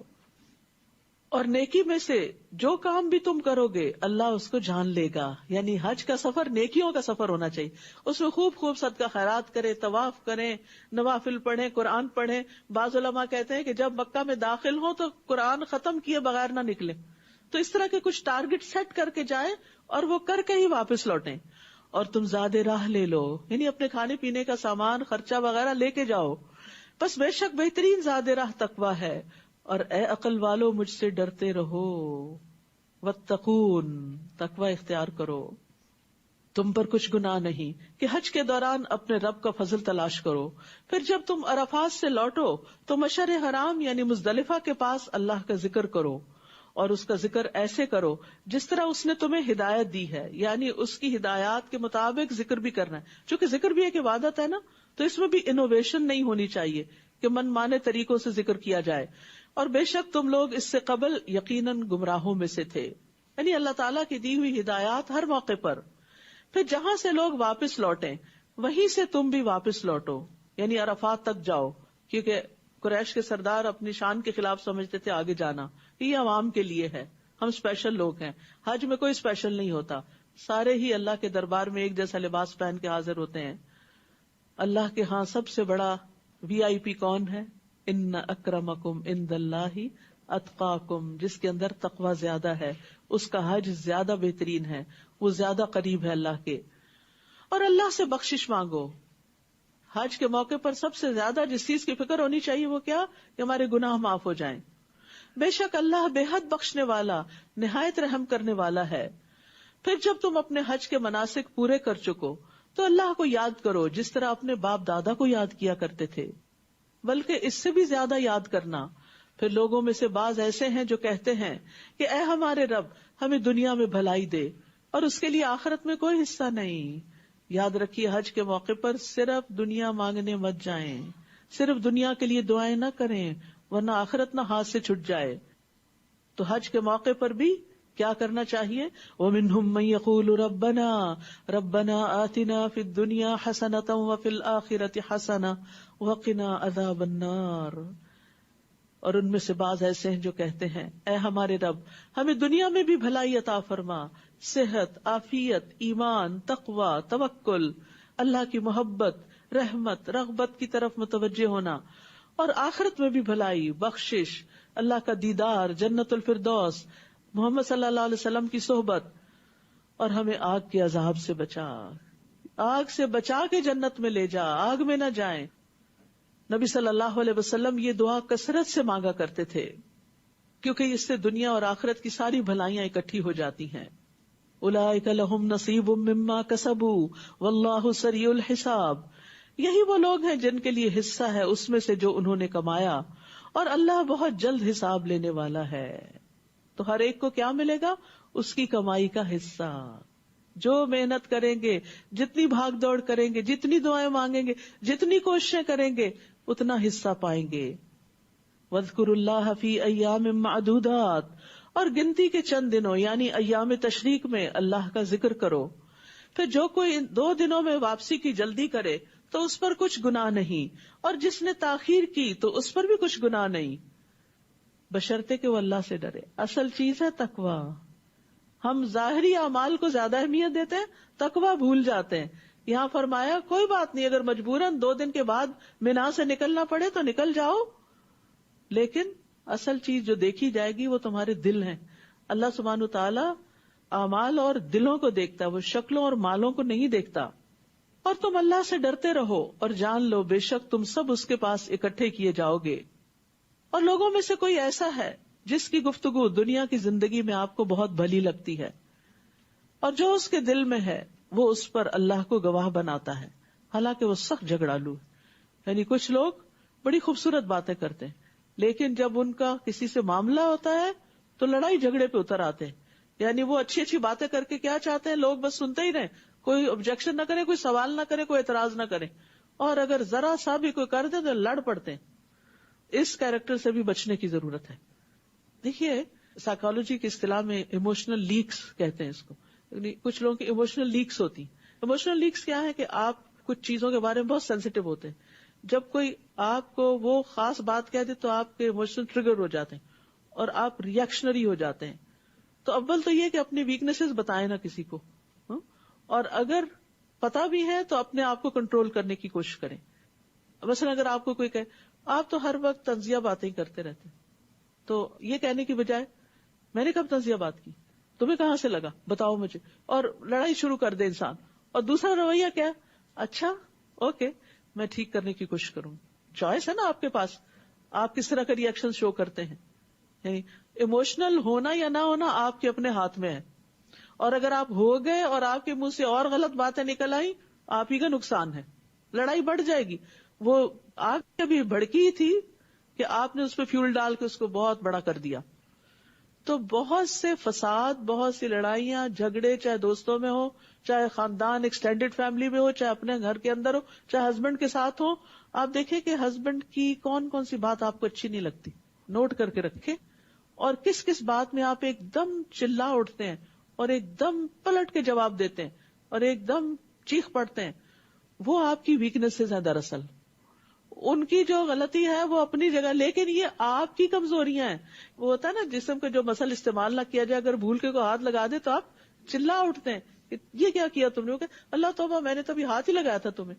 پھر پتہ چلتا ہے کہ یہ مسل کبھی استعمال نہیں ہوا تھا، اسے ایکٹیو نہیں کیا گیا تو وہ بہت ہی ٹینڈر ہو گیا، سینسیٹیو ہو گیا. تو اسی طرح ہماری اپنی کچھ ویکنیسز ہوتی ہیں جن پر ہم زندگی میں کبھی کام نہیں کرتے، نہ ہمیں کسی نے بتایا ہوتا کہ یہ ہماری ویکنیسز ہیں، بس کسی کے چھیڑنے کی دیر ہے کہ ہم بھڑک اٹھتے ہیں. تو آپ اپنے آپ کو خود اینالائز کریں کہ کون آپ کی مدد کرے، خود کریں، کیونکہ کسی نے آپ کو بتایا تو آپ اور بھڑکیں گے. تو اس لیے بہتر یہ ہے کہ اپنے آپ کو خود ہی بتائیں کہ کون کون سے مواقع ایسے ہیں کہ جس میں میں آپ پہ سے باہر ہو جاتی. بیچارہ شوہر ایک ابھی منہ سے آدھی بات نہیں نکلتی کہ ہم اس کی پوری کر دیتے ہیں. بچے بیچارے ابھی انہوں نے کچھ شروع ہی کیا ہوتا ہے تو ہم کہتے ہیں پھر شروع ہو گئے، پھر تم گیمز کا باکس لے کر آ گئے، تم نے پڑھنا نہیں ہے. وہ بیچارہ ہو سکتا ہے صاف کرنے کے لیے رکھ یا اٹھا کے ایک جگہ سے دوسری جگہ لے جا، ہم نے بس دیکھ لیا کہ اس نے ٹچ کر لیا شجر ممنوعہ کو، بس ابھی اس کی شامت. تو ان چیزوں کو ہم نے خود اپنے اندر سے دور کرنا ہے، اللہ سے دعا کرنی ہے، اچھی کمپنی اختیار کرنی ہے، اور اپنے ویک پوائنٹس کو جاننا ہے، اپنے آپ کو جانے.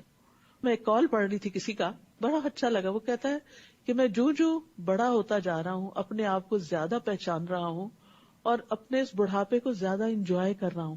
میں نے کہا حیرت کی بات ہے، بڑھاپے کو انجوائے کرنا، کون بڑھاپے کو انجوائے کر سکتا ہے سوائے اس کے کہ جو اپنے آپ کو پہچانتا ہو. جب آپ کو پتا ہوتا ہے نا کہ میں ایسا نہیں ہوں، یہ دوسرے کی غلط فہمی ہے، تو پھر آپ بھڑکتے نہیں ہیں، آپ کہتے ہیں اچھا ٹھیک ہے، اوکے فائن، اوکے، بس خوش ہو گئے، جواب دیا نہیں، نوڈ اینڈ اسمائل، بات ختم، ادھر سے نکل جائیں، ہٹ جائیں. وہاں کھڑے ہو کے جاہلوں کی طرح لڑائی جھگڑا فساد گھر میں کھڑا کر کے، بچوں کو وٹنس کر کے، ان کی تربیت خراب کر کے، ان کا فیوچر خراب کر کے، کیونکہ بچوں کے نزدیک سب سے زیادہ ڈیمیجنگ چیز ماں باپ کی آپس میں توتکار ہوتی، آپس کی لڑائیاں ہوتی. تو اگر لڑنا بھی ہو تو اکیلے بیٹھ کے لڑے، کہیں بچوں کے سامنے نہ لڑے. ان بیچاروں کے دل چھوٹے ہوتے ہیں، وہ اور چھوٹے ہو جاتے ہیں، وہ دونوں سے محبت کرتے ہیں. اور یاد رکھیے بچے اس پیرنٹ کی عزت نہیں کرتے جو اپنے ساتھی کی عزت نہیں کرتا، چاہے وہ آپ ہی کیوں نہ ہو. وقتی طور پہ ہو سکتا ہے آپ کے سامنے کہیں آپ بہت اچھے ہیں، دل میں آپ کی عزت نہیں کریں گے، کیونکہ ان کو پتا ہے کہ آپ زبان درازی کرتے ہیں. تو جو شخص زبان درازی کرتا ہے وہ کبھی عزت نہیں پاتا. تو اس لیے اپنی عزت اپنے ہاتھ میں. بولنے سے حالات بدل جاتے، اگر چیخنے چلانے سے حالات بدلتے ہوتے تو سب کا ہی بدل چکے ہوتے، لیکن اس سے بدلتے نہیں ہیں، اس سے اور زیادہ خرابی ہوتی ہے، ڈیمیج ہوتا ہے. تو اس لیے پراپرلی ریئیکٹ کرنا سیکھیں. تو یہاں پر اللہ تعالیٰ فرماتے ہیں کوئی ایسا ہے جس کی گفتگو دنیا کی زندگی میں آپ کو بڑی اچھی لگی، ویسے بڑی خوبصورت باتیں کرتا ہے اور قسمیں بھی کھاتا ہے، حالانکہ سخت جھگڑالو ہے، یعنی بس ذرا سا اس کو ٹریگر کرنے کی دیر ہے، پھر دیکھو اس کی اصلیت کیسے سامنے آتی ہے. اور بہت دفعہ دنیا کی محبت، مال کی محبت، چیزوں کی محبت جھگڑوں کا باعث بنتی ہے. یہ چیز خراب کیوں کر دی آپ نے میری، یہ لے کر کیوں نہیں آئے، اتنے پیسے کیوں نہیں کمائے، وغیرہ وغیرہ. تو بہت سی لڑائیاں جو ہیں وہ صرف دنیا کی محبت کی وجہ سے، مال کی محبت کی وجہ سے ہوتی ہیں. اور یہ چیز سٹڈیز بھی شو کرتی ہیں کہ اکثر جو طلاقیں ہوتی ہیں اس کے پیچھے مالی معاملات بھی ہوتے ہیں. اور جب وہ پیٹ پھیر کر جاتا ہے تو زمین میں کوشش کرتا ہے تاکہ وہ اس میں فساد پھیلائے، یعنی نہ گھر میں چین سے بیٹھتا ہے نہ باہر، اور کھیتی اور نسل کو ہلاک کر دے. اور اللہ فساد کو پسند نہیں کرتا. اور جب اس سے کہا جاتا ہے کہ اللہ سے ڈرو تو غرور اسے گناہ پہ آمادہ کرتا ہے، تو کافی ہے اس کو جہنم، اور وہ یقیناً بہت برا ٹھکانہ ہے. اور لوگوں میں سے کوئی ایسا ہے جو اللہ کی رضا پانے کے لیے اپنی جان بیچ ڈالتا ہے. زبان کنٹرول کرنا تو بہت آسان ہے اس کے لیے، وہ تو جان بھی دے دیتا ہے کہ میرا رب راضی. کیونکہ آپ کو پتا ہے نا بعض اوقات ایک جملہ منہ سے نکلتا ہے اور انسان جہنم کی اتھاہ گہرائیوں میں جا پہنچتا ہے. تو ایسا شخص تو اپنی جان گھلا ڈالے گا مگر بدزبانی نہیں کرے گا. اور اللہ بندوں پر شفقت کرنے والا ہے. اے لوگو جو ایمان لائے ہو، اسلام میں پورے کے پورے داخل ہو جاؤ اور شیطان کے قدموں کی پیروی نہ کرو، بے شک وہ تمہارا کھلا دشمن ہے. یعنی عبادات ہو، معاملات ہو، لباس ہو، غذا ہو، شادی بیاہ، طلاق ہو، ہر معاملے میں اسلام کے اصولوں پر چلو. اور شیطان ہر جگہ پر تمہیں اچکے گا، دوسرے رستے دکھائے گا، اس طرف نہیں جانا. پھر اگر روشن دلائل آ جانے کے بعد تم پھسل گئے تو جان لو کہ اللہ سب پر غالب، خوب حکمت والا ہے. کیا وہ اس بات کا انتظار کر رہے ہیں کہ اللہ ان پر بادل کے سائبانوں میں آ جائے، یعنی قیامت آ جائے اور فرشتے بھی آ جائیں اور کام تمام کر دیا جائے اور اللہ ہی کی طرف لوٹائے جاتے ہیں سب کام. بنی اسرائیل سے پوچھئے کہ ہم نے ان کو کتنی ہی روشن نشانیاں دی. اور جو شخص اللہ کی نعمت کو اپنے پاس آ جانے کے بعد بدل دیتا ہے تو بے شک اللہ سخت سزا دینے والا ہے. دنیا کی زندگی خوشنما بنا دی گئی ہے ان لوگوں کے لیے جنہوں نے کفر کیا، اور وہ ان لوگوں سے تمسخر کرتے ہیں جو ایمان لائے. حالانکہ جو لوگ تقوی اختیار کریں وہ قیامت کے دن ان کے اوپر ہوں گے. تقوی والے سارے لوگوں سے اوپر ہوں گے، اور اللہ جس کو چاہتا ہے بے حساب رزق دیتا ہے. سب لوگ ایک ہی امت تھے، پھر وہ اختلاف کرنے لگے تو اللہ نے ان کی طرف خوشخبری دینے والے اور ڈرانے والے نبی بھیجے اور ان پر حق کے ساتھ کتاب نازل کی تاکہ وہ لوگوں کے درمیان ان امور میں فیصلہ کر دے جن میں انہوں نے اختلاف کیا، اور اس میں آپس کی ضد کی وجہ سے اختلاف ان لوگوں نے کیا جنہیں کتاب دی گئی تھی اس کے بعد کہ ان کے پاس روشن دلائل آ چکے تھے. تو اللہ نے ان لوگوں کو جو ایمان لائے اپنے حکم سے حق میں سے اس بات کی ہدایت دی جس میں انہوں نے اختلاف کیا تھا، اور اللہ جس کو چاہتا ہے سیدھے رستے کی طرف ہدایت دیتا ہے کہ ہدایت تو اللہ کے ہاتھ میں ہے. پھر جنت میں جانے کے لیے آزمائشوں کی بات کی گئی کہ امتحانوں سے گزر کر ہی جنت میں پہنچو گے. اللہ اکبر. اور ہم کیا چاہتے ہیں؟ کوئی امتحان نہ ہو اور ہم اعلیٰ ترین ڈگری حاصل کر لیں. کبھی دنیا میں بھی ایسے ہوا کہ without examination, test, assignments, vivas, interviews, پیسے ہی بس آپ آگے داخلہ لے لیا بس کافی ہے، یونیورسٹی کا نام لگ گیا آپ کے اوپر، اور اب آپ چونکہ جانا چاہتے ہیں، کچھ اور کرنا چاہتے ہیں، تو آپ کو کاغذ پکڑا دیا جائے. ایسے نہیں ہوتا. دنیا میں بھی کوئی انسان ماہر نہیں ہوتا کسی علم میں، کسی فن میں، کسی ہنر میں، جب تک کہ وہ تجربات کی بٹی سے نہیں گزرتا. اسی طرح کوئی شخص دینی معاملات میں بھی میچور نہیں ہوتا جب تک امتحان نہیں آتا. دین ہو، دنیا ہو، آخرت ہو. تو اللہ تعالیٰ فرماتے ہیں ام حسبتم ان تدخلوا الجنۃ ولما یأتکم مثل الذین خلوا من قبلکم مستهم البأساء والضراء وزلزلوا حتى يقول الرسول والذین آمنوا معه متى نصر اللہ الا ان نصر اللہ قریب. کیا تم نے یہ سمجھ رکھا ہے کہ تم یوں ہی جنت میں داخل ہو جاؤ گے جبکہ ابھی تمہیں وہ مشکلیں پیش ہی نہیں آئیں جو تم سے پہلے لوگوں پہ آئیں؟ ان کو سختیاں اور تکلیفیں پہنچیں اور وہ ہلا مارے گئے. دین کے راستے میں ان پہ بڑی بڑی مشکلیں آئیں، یہاں تک کہ رسول اور وہ لوگ جو ان کے ساتھ ایمان لائے تھے پکار اٹھے کہ کب آئے گی اللہ کی مدد. سنو بے شک اللہ کی مدد قریب ہے، یہ وقت گزر جائے گا. تو یاد رکھیے اللہ سبحانہ وتعالی اپنے پیغمبروں کو بھی آزماتا ہے اور ایمان والوں کا بھی امتحان لیتا ہے. اس لیے دین کی وجہ سے اگر کوئی آزمائش آئے تو صبر کے ساتھ، دعا کے ساتھ، نماز کے ساتھ اللہ سے مدد مانگنی چاہیے، لیکن دین پر جمے رہنا چاہیے. یسألونک ماذا ينفقون، وہ سوال کرتے ہیں آپ سے کہ وہ کیا خرچ کریں. آپ کہہ دیجئے کہ جو مال بھی تم خرچ کرو تو وہ والدین، سب سے پہلے ماں باپ، قرابت داروں، پھر رشتہ دار، یتیموں، محتاجوں اور مسافروں کے لیے ہے. اور جو بھلائی بھی تم کرو گے، وسیع ہے میدان، جہاں دیکھو خیر کرنے کی ضرورت ہے کرو، تو بے شک اللہ اس کو خوب جاننے والا ہے. یہ کیوں کہا گیا کہ اللہ اس کو خوب جاننے والا ہے؟ تاکہ جو بھی کرو اللہ کے لیے کرو، کسی پر احسان جتاتے ہوئے نہیں. چھوٹی سی چھپی ہوئی نیکی بھی کوئی کرتا ہے، کسی کو نہیں پتا، اللہ کو پتا ہوتا ہے. پھر فرمایا کتب علیکم القتال، تم پر اللہ کے راستے میں لڑنا فرض کر دیا گیا. وَهُوَ كُرْهٌ لَكُمْ، اور وہ تمہیں ناگوار ہے. وَعَسَىٰ أَن تَكْرَهُوا شَيْئًا وَهُوَ خَيْرٌ لَكُمْ، ہو سکتا ہے کسی چیز کو تم ناپسند کرو اور وہی تمہارے لیے اچھی ہو. سبحان اللہ. جو یہ آیت سمجھ جائے اس کی زندگی آسان ہو جائے. لسٹ بنائیے ان چیزوں کی جو آپ کو سخت ناپسند ہیں، چاہے وہ لوگ ہیں، چاہے وہ کام ہیں، چاہے وہ چیزیں ہیں. جو جو چیزیں زندگی میں اچھی نہیں لگتی کہ وہ ہر وقت ہمیں ٹارچر کرتی رہتی ہیں نا. اور پھر سوچنا شروع کیجیے اس میں کیا خیر ہے، اس میں کیا خیر ہے، اس میں کیا بھلائی. موت کو زندگی کے درجے پہ لا کے سوچیے. پازیٹو تھنکنگ، بالکل الٹ دیکھیے، اس کا عکس دیکھیے کہ یہ میری زندگی میں کیوں ہے، یہ مشکل کیوں آ گئی، یہ امتحان کیوں آ گیا، یہ ناپسندیدہ چیز کیوں پیش آ گئی، اور اس کے آنے سے میری اصلاح کتنی ہوئی، میری تربیت اور میرا تجربہ اور میرے اندر نکھار کتنا آیا، اور پھر اس پر میرے لیے اجر کی کتنی بشارت ہے، مجھے اس کے بدلے میں ملے گا کیا اگر میں نے اس کو برداشت کر لیا. اور ہو سکتا ہے کسی چیز کو تم ناپسند کرو اور وہی تمہارے لیے اچھی ہو، اور ہو سکتا ہے کوئی چیز تمہیں اچھی لگے اور وہی تمہارے لیے بری ہو. وہ بہت دفعہ ایسا ہوتا ہے. بہت چاہتوں کے ساتھ کوئی لڑکی پسند آتی ہے، لمبی چوڑی خواریوں کے بعد، اور پھر اس کے بعد انجام کیا ہوتا ہے. بہت دفعہ تجربوں میں ایسی چیزیں دیکھی گئی.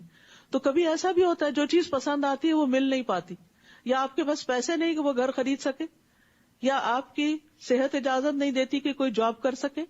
تو کئی چیزیں دل کو بڑی اچھی لگتی ہیں لیکن آپ کر نہیں پاتے یا آپ کو ملتی نہیں. تو اس پر حسرتیں نہ کریں، اس پر غم نہ کرتے رہیں، اس پہ دکھی نہ رہیں، اس پر پریشان نہ ہوں، بلکہ اسی میں خیر سمجھیں کہ ہو سکتا ہے یہ میرے لیے اچھی نہ ہو. بظاہر اچھی ہے کیونکہ ہر چمکنے والی چیز سونا نہیں ہوتی. واللہ یعلم وانتم لا تعلمون، اور اللہ جانتا ہے اور تم نہیں جانتے. تو یہ اللہ کا فیصلہ، یہ تقدیر ہے، تقدیر کو ایکسپٹ کرو. ومن یؤمن باللہ یہد قلبہ، جو اللہ پر ایمان لے آتا ہے اللہ اس کے دل کو ہدایت دے دیتا، اللہ اس کے دل کو ٹھہرا دیتا ہے. کوئی چیز اچھی ہو گئی خوش ہو گئے، کوئی نہیں اچھی ہوئی تکلیف میں آئے، اس میں بھی خیر ہے، اس میں بھی خیر ہے، یہ میرے رب کا فیصلہ ہے. یاد رکھیے جب کوئی چیز ہو جاتی ہے نا جو اچھی نہیں لگتی، سب سے پہلی چیز اسے تقدیر کا حصہ سمجھ کے، اللہ کا فیصلہ سمجھ کے راضی ہو جائے، اسے ایکسپٹ کر لے. اب یہ ہو گئی ہے، کوئی اسپیشل بچہ پیدا ہو گیا ہے کسی گھر میں، اب یہ ہو گیا ہے، اب اس کو کہیں پھینک کے تو نہیں آ سکتا، اب اسے ایکسپٹ کر لیں، یہ ہو گیا. اب نیکسٹ سوچیں کہ اس کے ساتھ ڈیل کیسے کرنا ہے، اس کو آگے کیسے بڑھانا ہے.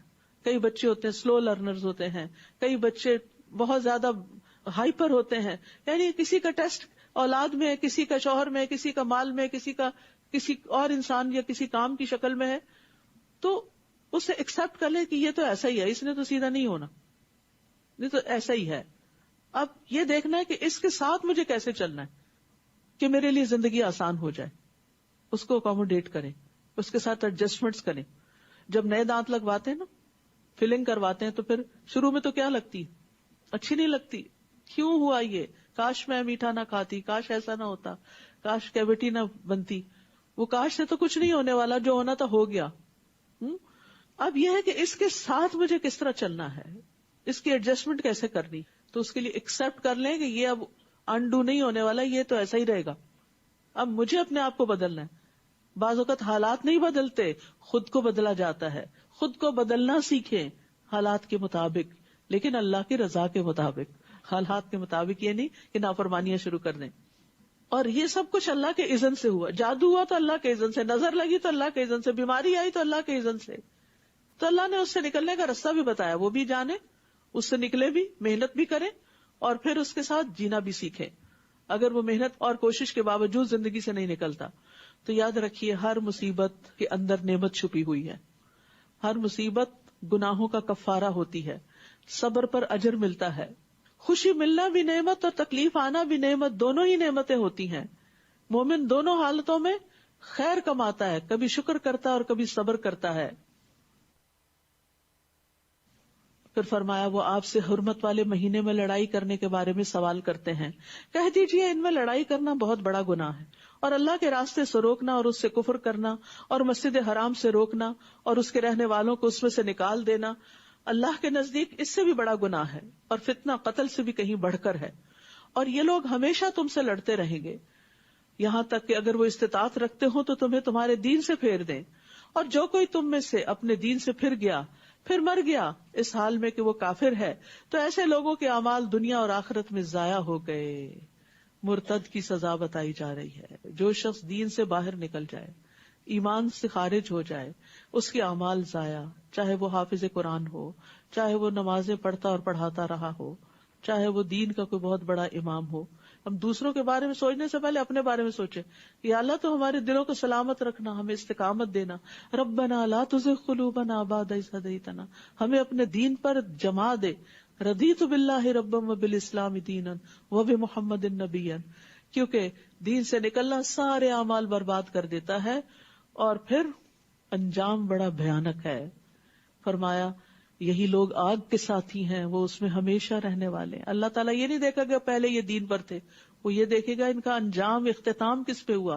تو اللہ ہم سب کا خاتمہ ایمان پر کرے.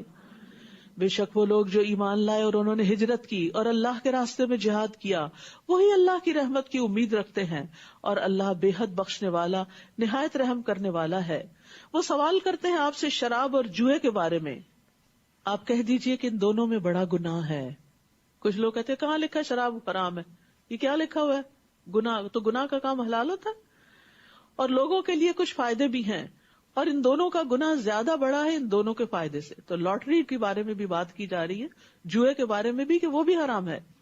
اور وہ سوال کرتے ہیں آپ سے کہ وہ کیا خرچ کرے. کہہ دیجئے جو ضرورت سے زائد ہو، جو ایکسٹرا ہو. اس طرح اللہ تمہارے لیے اپنے احکام کھول کھول کر بیان کرتا ہے تاکہ تم غور و فکر کرو دنیا اور آخرت کے معاملات میں. اور وہ سوال کرتے ہیں آپ سے یتیموں کے بارے میں. آپ کہہ دیجئے کہ ان کی اصلاح کرنا ان کے لیے بہتر ہے، اور اگر تم ان کو اپنے ساتھ شامل کر لو تو وہ تمہارے بھائی ہیں، یعنی ان کو اپنے گھر میں رکھو، ان کے اوپر ان کے مال میں سے اعتدال کے ساتھ خرچ کرو. اور اللہ جانتا ہے مفسد کو مصلح سے، کہ کون یتیموں کا خیال رکھ رہا ہے اور کون ان کو بگاڑ رہا ہے یا ان کے مال کے ساتھ زیادتی کر رہا ہے. اور اگر اللہ چاہتا تو تمہیں مشکل میں ڈال دیتا کہ تمہاری رسپانسبلٹی ہوتی ان کو لک آفٹر کرنا بھی اور ساتھ بھی نہیں ملا سکتے تھے. بے شک اللہ بہت غالب خوب حکمت والا ہے. اور تم مشرک عورتوں سے نکاح نہ کرو یہاں تک کہ وہ ایمان لے آئیں، اور ایک مومن لونڈی مشرک عورت سے یقیناً بہتر ہے اگرچہ وہ تمہیں اچھی لگے. تو کیا کہا جا رہا ہے؟ مشرک عورتوں سے مسلمان مرد نکاح نہ کریں جب تک کہ وہ مشرک عورتیں ایمان نہ لے آئیں، اور تم اپنی عورتوں کا نکاح مشرک مردوں سے نہ کرو، یعنی مسلمان لڑکی نان مسلم سے شادی نہ کرے یہاں تک کہ وہ ایمان لے آئیں، اور ایک مومن غلام مشرک مرد سے یقیناً بہتر ہے اگرچہ وہ تمہیں اچھا لگے۔ یہ لوگ آگ کی طرف بلاتے ہیں اور اللہ تمہیں اپنے اذن سے جنت اور مغفرت کی طرف دعوت دیتا ہے اور اپنی آیات لوگوں کے لیے واضح کرتا ہے تاکہ وہ نصیحت حاصل کریں، کیونکہ انسان جس کے ساتھ رہتا ہے نا اس کا رنگ ضرور چڑھتا ہے۔ تو اس لیے رشتے کے معاملے میں دین کو دیکھنا سب سے اہم ترین پرائرٹی ہونی چاہیے۔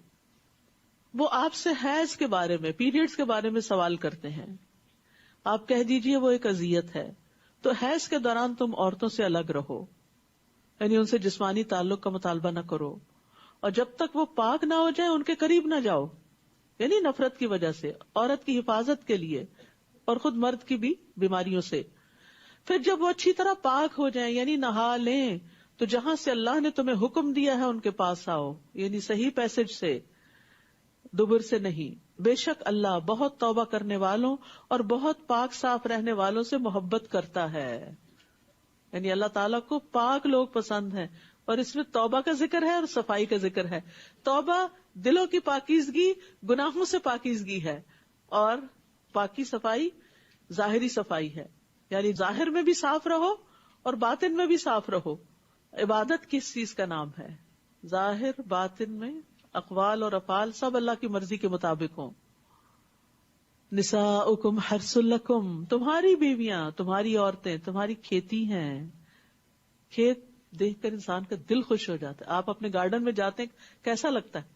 آج صبح ہی میری نظر گھاس پہ پڑی تو میں حیران ہوگی کہ اتنی جلدی اتنا گرین، یعنی ذرا سی ہوا لگی ہے، ذرا سی بارش آئی ہے اور زمین نے اپنے رنگ دکھانا شروع کر دی، دیکھ کے دل خوش ہو جاتا ہے۔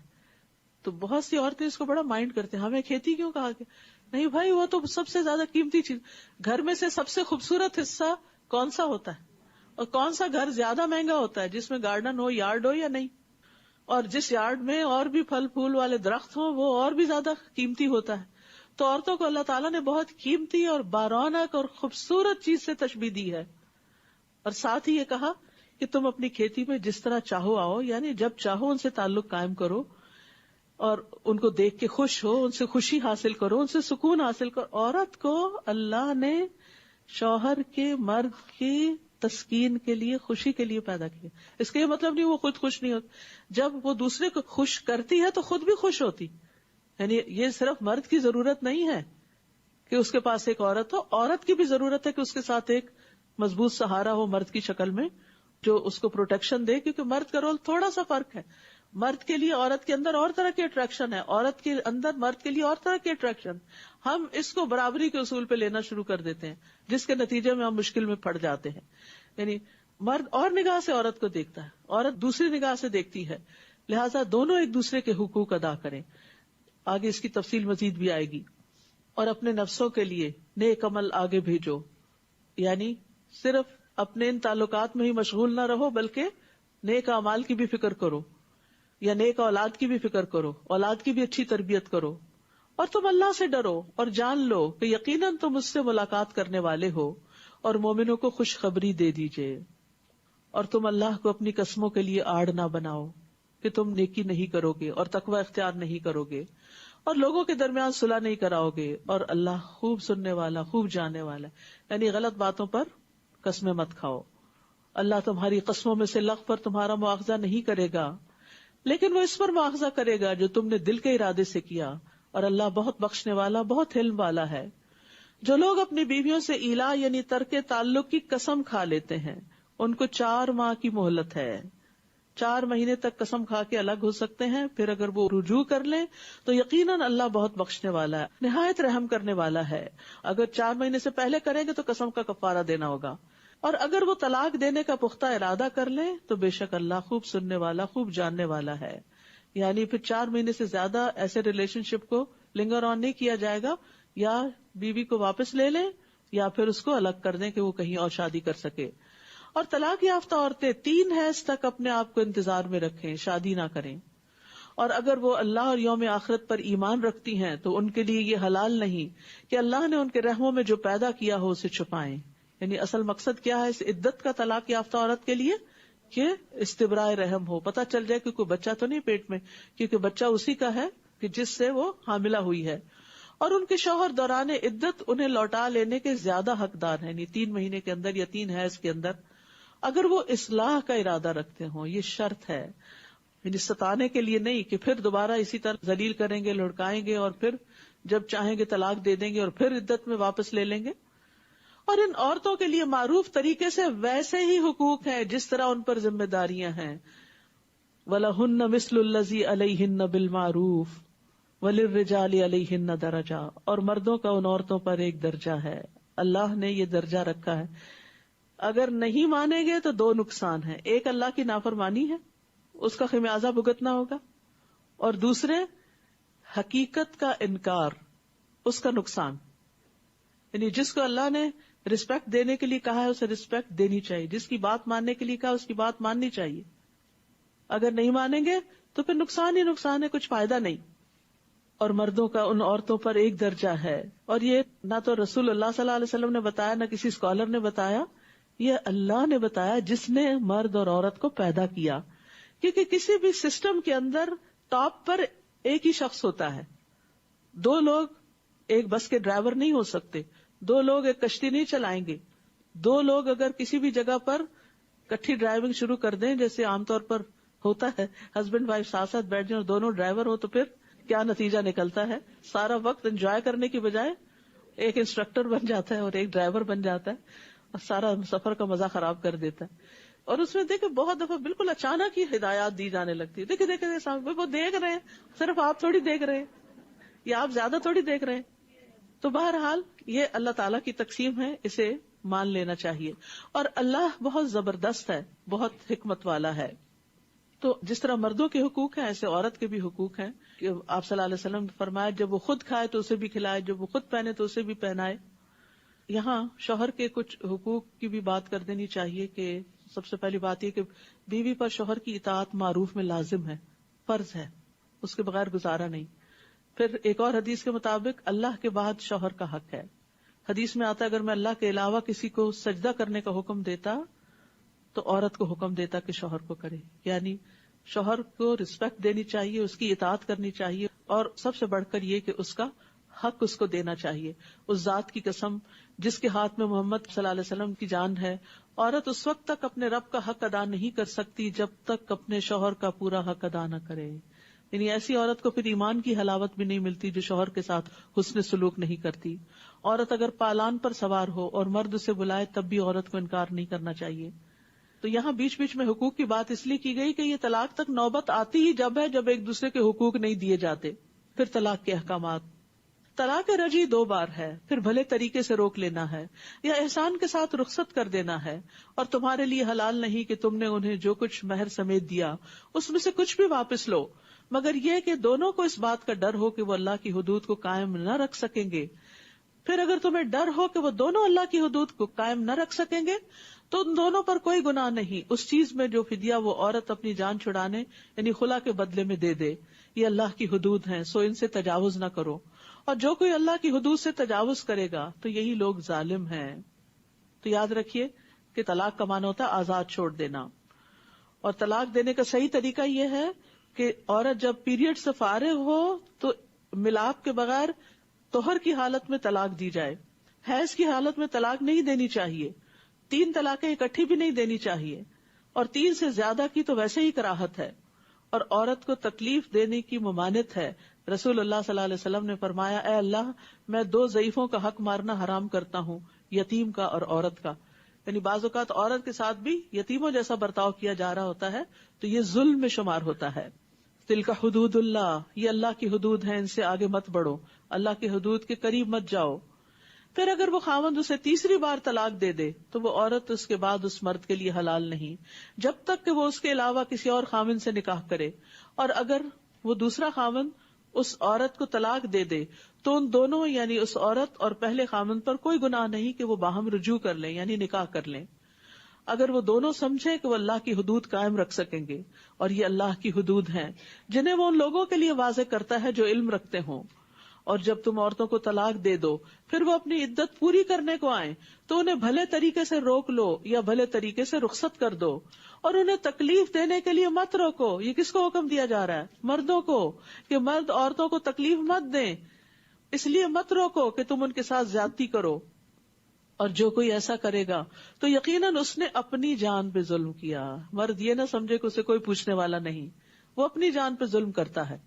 اور تم اللہ کی آیات کو مذاق مت بناؤ، اور جو اللہ کی نعمت تم پر ہے اسے یاد رکھو، اور اسے بھی یاد رکھو جو اس نے کتاب و حکمت کی صورت میں تم پر نازل کیا ہے، وہ تمہیں اس کے ساتھ نصیحت کرتا ہے. اور اللہ سے ڈرو اور جان لو کہ یقیناً اللہ ہر چیز کو خوب جاننے والا ہے. اور جب تم عورتوں کو طلاق دے دو پھر وہ اپنی عدت کی مدت پوری کر لیں تو تم انہیں اپنے پہلے شوہروں کے ساتھ نکاح کرنے سے نہ روکو جب وہ معروف طریقے سے باہم رضامند ہو جائیں. یہ نصیحت اس کو کی جاتی ہے جو تم میں سے اللہ اور یوم آخرت پر ایمان رکھتا ہو. یہ بات تمہارے لیے زیادہ پاکیزگی اور طہارت کا باعث ہے، اور اللہ جانتا ہے اور تم نہیں جانتے. اور مائیں اپنی اولاد کو مکمل 2 سال دودھ پلائیں، یہ حکم اس کے لیے ہے جو رضاعت کی مدت کو پورا کرنے کا ارادہ کرے. اور والد کے ذمے معروف طریقے سے ماؤں کا کھانا اور کپڑا دینا ہے. کسی نفس کو اس کی وسعت سے بڑھ کر تکلیف نہ دی جائے، نہ تو والدہ کو اس کے بچے کی وجہ سے نقصان پہنچایا جائے، اور نہ ہی والد کو اس کے بچے کی وجہ سے کسی طرح کا نقصان پہنچایا جائے. بعض اوقات ایسا ہوتا ہے کہ مرد کے ہاتھ میں کوئی عورت کا ویک پوائنٹ آ جاتا ہے اور وہ اسی کے ذریعے اس کو بار بار تکلیف دیتا ہے کہ اس کو اس سے ٹارچر ہوتا ہے، میں یہی بات پھر کروں گا. یعنی اگر مثلا بچہ عورت کی کمزوری ہے تو وہ ہر وقت دھمکی دے، میں بچہ چھین لوں گا، میں تمہیں نکال دوں گا. تو ایسی چیزیں ظلم میں شمار ہوتی ہیں. اور بچے کے وارث پر بھی اس طرح نان و نفقہ کی ذمہ داری ہے. پھر اگر وہ دونوں باہم رضامندی اور مشورے سے دودھ چھڑانے کا ارادہ کر لیں تو ان پر کچھ گناہ نہیں. اور اگر تم اپنی اولاد کو کسی اور عورت سے دودھ پلوانے کا ارادہ کرو تو بھی تم پر کوئی گناہ نہیں، اگر تم بھلے طریقے سے ان کے حوالے کر دو انہیں جو دینا طے کیا تھا. اللہ سے ڈرو اور جان لو کہ جو بھی تم کرتے ہو یقیناً اللہ اسے خوب دیکھنے والا ہے. یاد رکھیے بچے کو دودھ پلانا عورت کا فرض ہے، اور یہ بچے کا حق ہے، ثابت شدہ حق ہے. حدیث میں آتا ہے رسول اللہ صلی اللہ علیہ وسلم نے فرمایا، میرے پاس 2 آدمی آئے، انہوں نے میرا بازو پکڑا اور مجھے ایک دشوار گزار پہاڑ کے پاس لے گئے. ہم ایسی عورتوں کے پاس سے گزرے کہ سانپ ان کے بریسٹ کو نوچ رہے تھے. میں نے پوچھا ان عورتوں کا کیا معاملہ ہے؟ انہوں نے کہا یہ اپنے بچوں کو اپنا دودھ نہ پلانے والی عورتیں ہیں. کیوں نہیں پلاتی عورتیں؟ کہ فگر خراب ہو جائے گا. تو یہ بہت بڑا ظلم ہے، کیونکہ اس سے بچے کی زندگی کو نقصان پہنچتا ہے. ساری زندگی وہ ایک کمزور انسان کی طرح صحت کے مسائل کا شکار رہتا ہے. جن بچوں کو 2 سال کے اندر دودھ پینے کا موقع ملتا ہے ان کا امیون سسٹم بہت اسٹرانگ ہوتا ہے، وہ بہت سی اور بیماریوں سے بچے رہتے ہیں. تو ایک بچے کو ساری زندگی کے لیے مصیبت میں ڈال دینا صرف اپنی خوبصورتی برقرار رکھنے کے لیے، یہ ظلم نہیں تو کیا ہے؟ لیکن اگر کوئی عورت بیمار ہو اور پلانے کے قابل نہ ہو تو کسی اور سے پلوا سکتی، جیسے عربوں کے یہاں بہت رواج تھا. لیکن دودھ پینا بچے کا حق ہے، صرف ڈبے کا دودھ جو ہے وہ کافی نہیں. اور تم میں سے جو لوگ فوت ہو جائیں اور بیویاں چھوڑ جائیں تو وہ عورتیں 4 ماہ 10 دن تک اپنے آپ کو انتظار میں رکھیں. پھر جب وہ اپنی عدت کی مدت پوری کر چکیں تو جو بھی اپنی ذات کے بارے میں معروف طریقے سے طے کریں تو تم وارثوں پر کوئی گناہ نہیں. اور جو بھی تم کرتے ہو اللہ اس کی خوب خبر رکھنے والا ہے. بیوہ عورت کی عدت بتائی گئی. اور تم پر کوئی گناہ نہیں اگر تم ان عورتوں کو جو عدت میں ہو اشارتاً پیغام نکاح بھیجو یا اپنے دلوں میں چھپائے رکھو. یعنی عدت میں نکاح نہیں ہو سکتا لیکن اشارتاً بات ہو سکتی ہے. اللہ جانتا ہے کہ یقیناً تم ان کا ذکر ضرور کرو گے، لیکن تم ان عورتوں سے نکاح کا خفیہ وعدہ نہ کرو سوائے اس کے کہ تم کوئی بھلی بات کہو، یعنی کوئی معروف طریقے سے اشارتاً کنایتاً کچھ پیغام بھیج دو. اور تم عقد نکاح کا عزم نہ کرو یہاں تک کہ مقرر میعاد یعنی عدت اپنے اختتام کو نہ پہنچ جائے. اور جان لو کہ یقیناً اللہ جانتا ہے جو تمہارے دلوں میں ہے، لہذا اس سے ڈرو اور جان لو کہ بے شک اللہ بہت بخشنے والا بہت بردبار ہے. اور جن عورتوں کو تم نے ہاتھ تک نہ لگایا ہو یا ان کے لیے کوئی مہر مقرر نہ کیا ہو تو تم پر کوئی گناہ نہیں کہ تم انہیں طلاق دے دو. ہاں تم انہیں مال و متاع دو، وسعت والا اپنی وسعت کے مطابق اور تنگ دست اپنی حیثیت کے مطابق دے. بھلے طریقے سے فائدہ پہنچانا ہے. احسان کا رویہ اختیار کرنے والوں پر ان عورتوں کا یہ حق ہے. اور اگر تم ان منکوحہ عورتوں کو ہاتھ لگانے سے پہلے طلاق دے دو اور تم نے ان کے لیے مہر بھی مقرر کر دیا تو مقررہ مہر کا آدھا حصہ ادا کرنا ہوگا، مگر یہ کہ وہ عورتیں مہر معاف کر دیں یا وہ شخص یعنی مرد معاف کر دے جس کے ہاتھ میں نکاح کی گرہ ہے. اور اگر تم معاف کر دو تو یہ تقویٰ کے زیادہ قریب ہے. معاف کرنے سے انسان متقی بنتا ہے. اور تم آپس میں احسان کرنا نہ بھولو. بڑا ہی پیارا جملہ ہے یہ، وَلَا تَنْسَوُا الْفَضْلَ بَيْنَكُمْ. فضل کہتے ہیں حق سے زیادہ دینا، یعنی ایک دوسرے کے ساتھ احسان کرتے رہو. یقیناً اللہ اس کو خوب دیکھنے والا ہے جو بھی تم عمل کرتے ہو. یعنی کسی کا بھی احسان نہیں بھولنا چاہیے، احسان فراموشی نہیں کرنی چاہیے. احسان یاد رکھنا ایمان کی نشانی ہے، اور ازدواجی تعلقات میں تو احسان کی روش کے بغیر خوشحالی آ نہیں سکتی. یاد رکھیے یہ احسان صرف زندگی میں نہیں، فوت ہونے کے بعد بھی یاد رکھنا چاہیے. اور احسان کو بھولنے والی عورت سے اللہ تعالیٰ بیزار ہے. رسول اللہ صلی اللہ علیہ وسلم نے فرمایا، اللہ اس عورت کی طرف نظر رحمت سے نہیں دیکھتا جو اپنے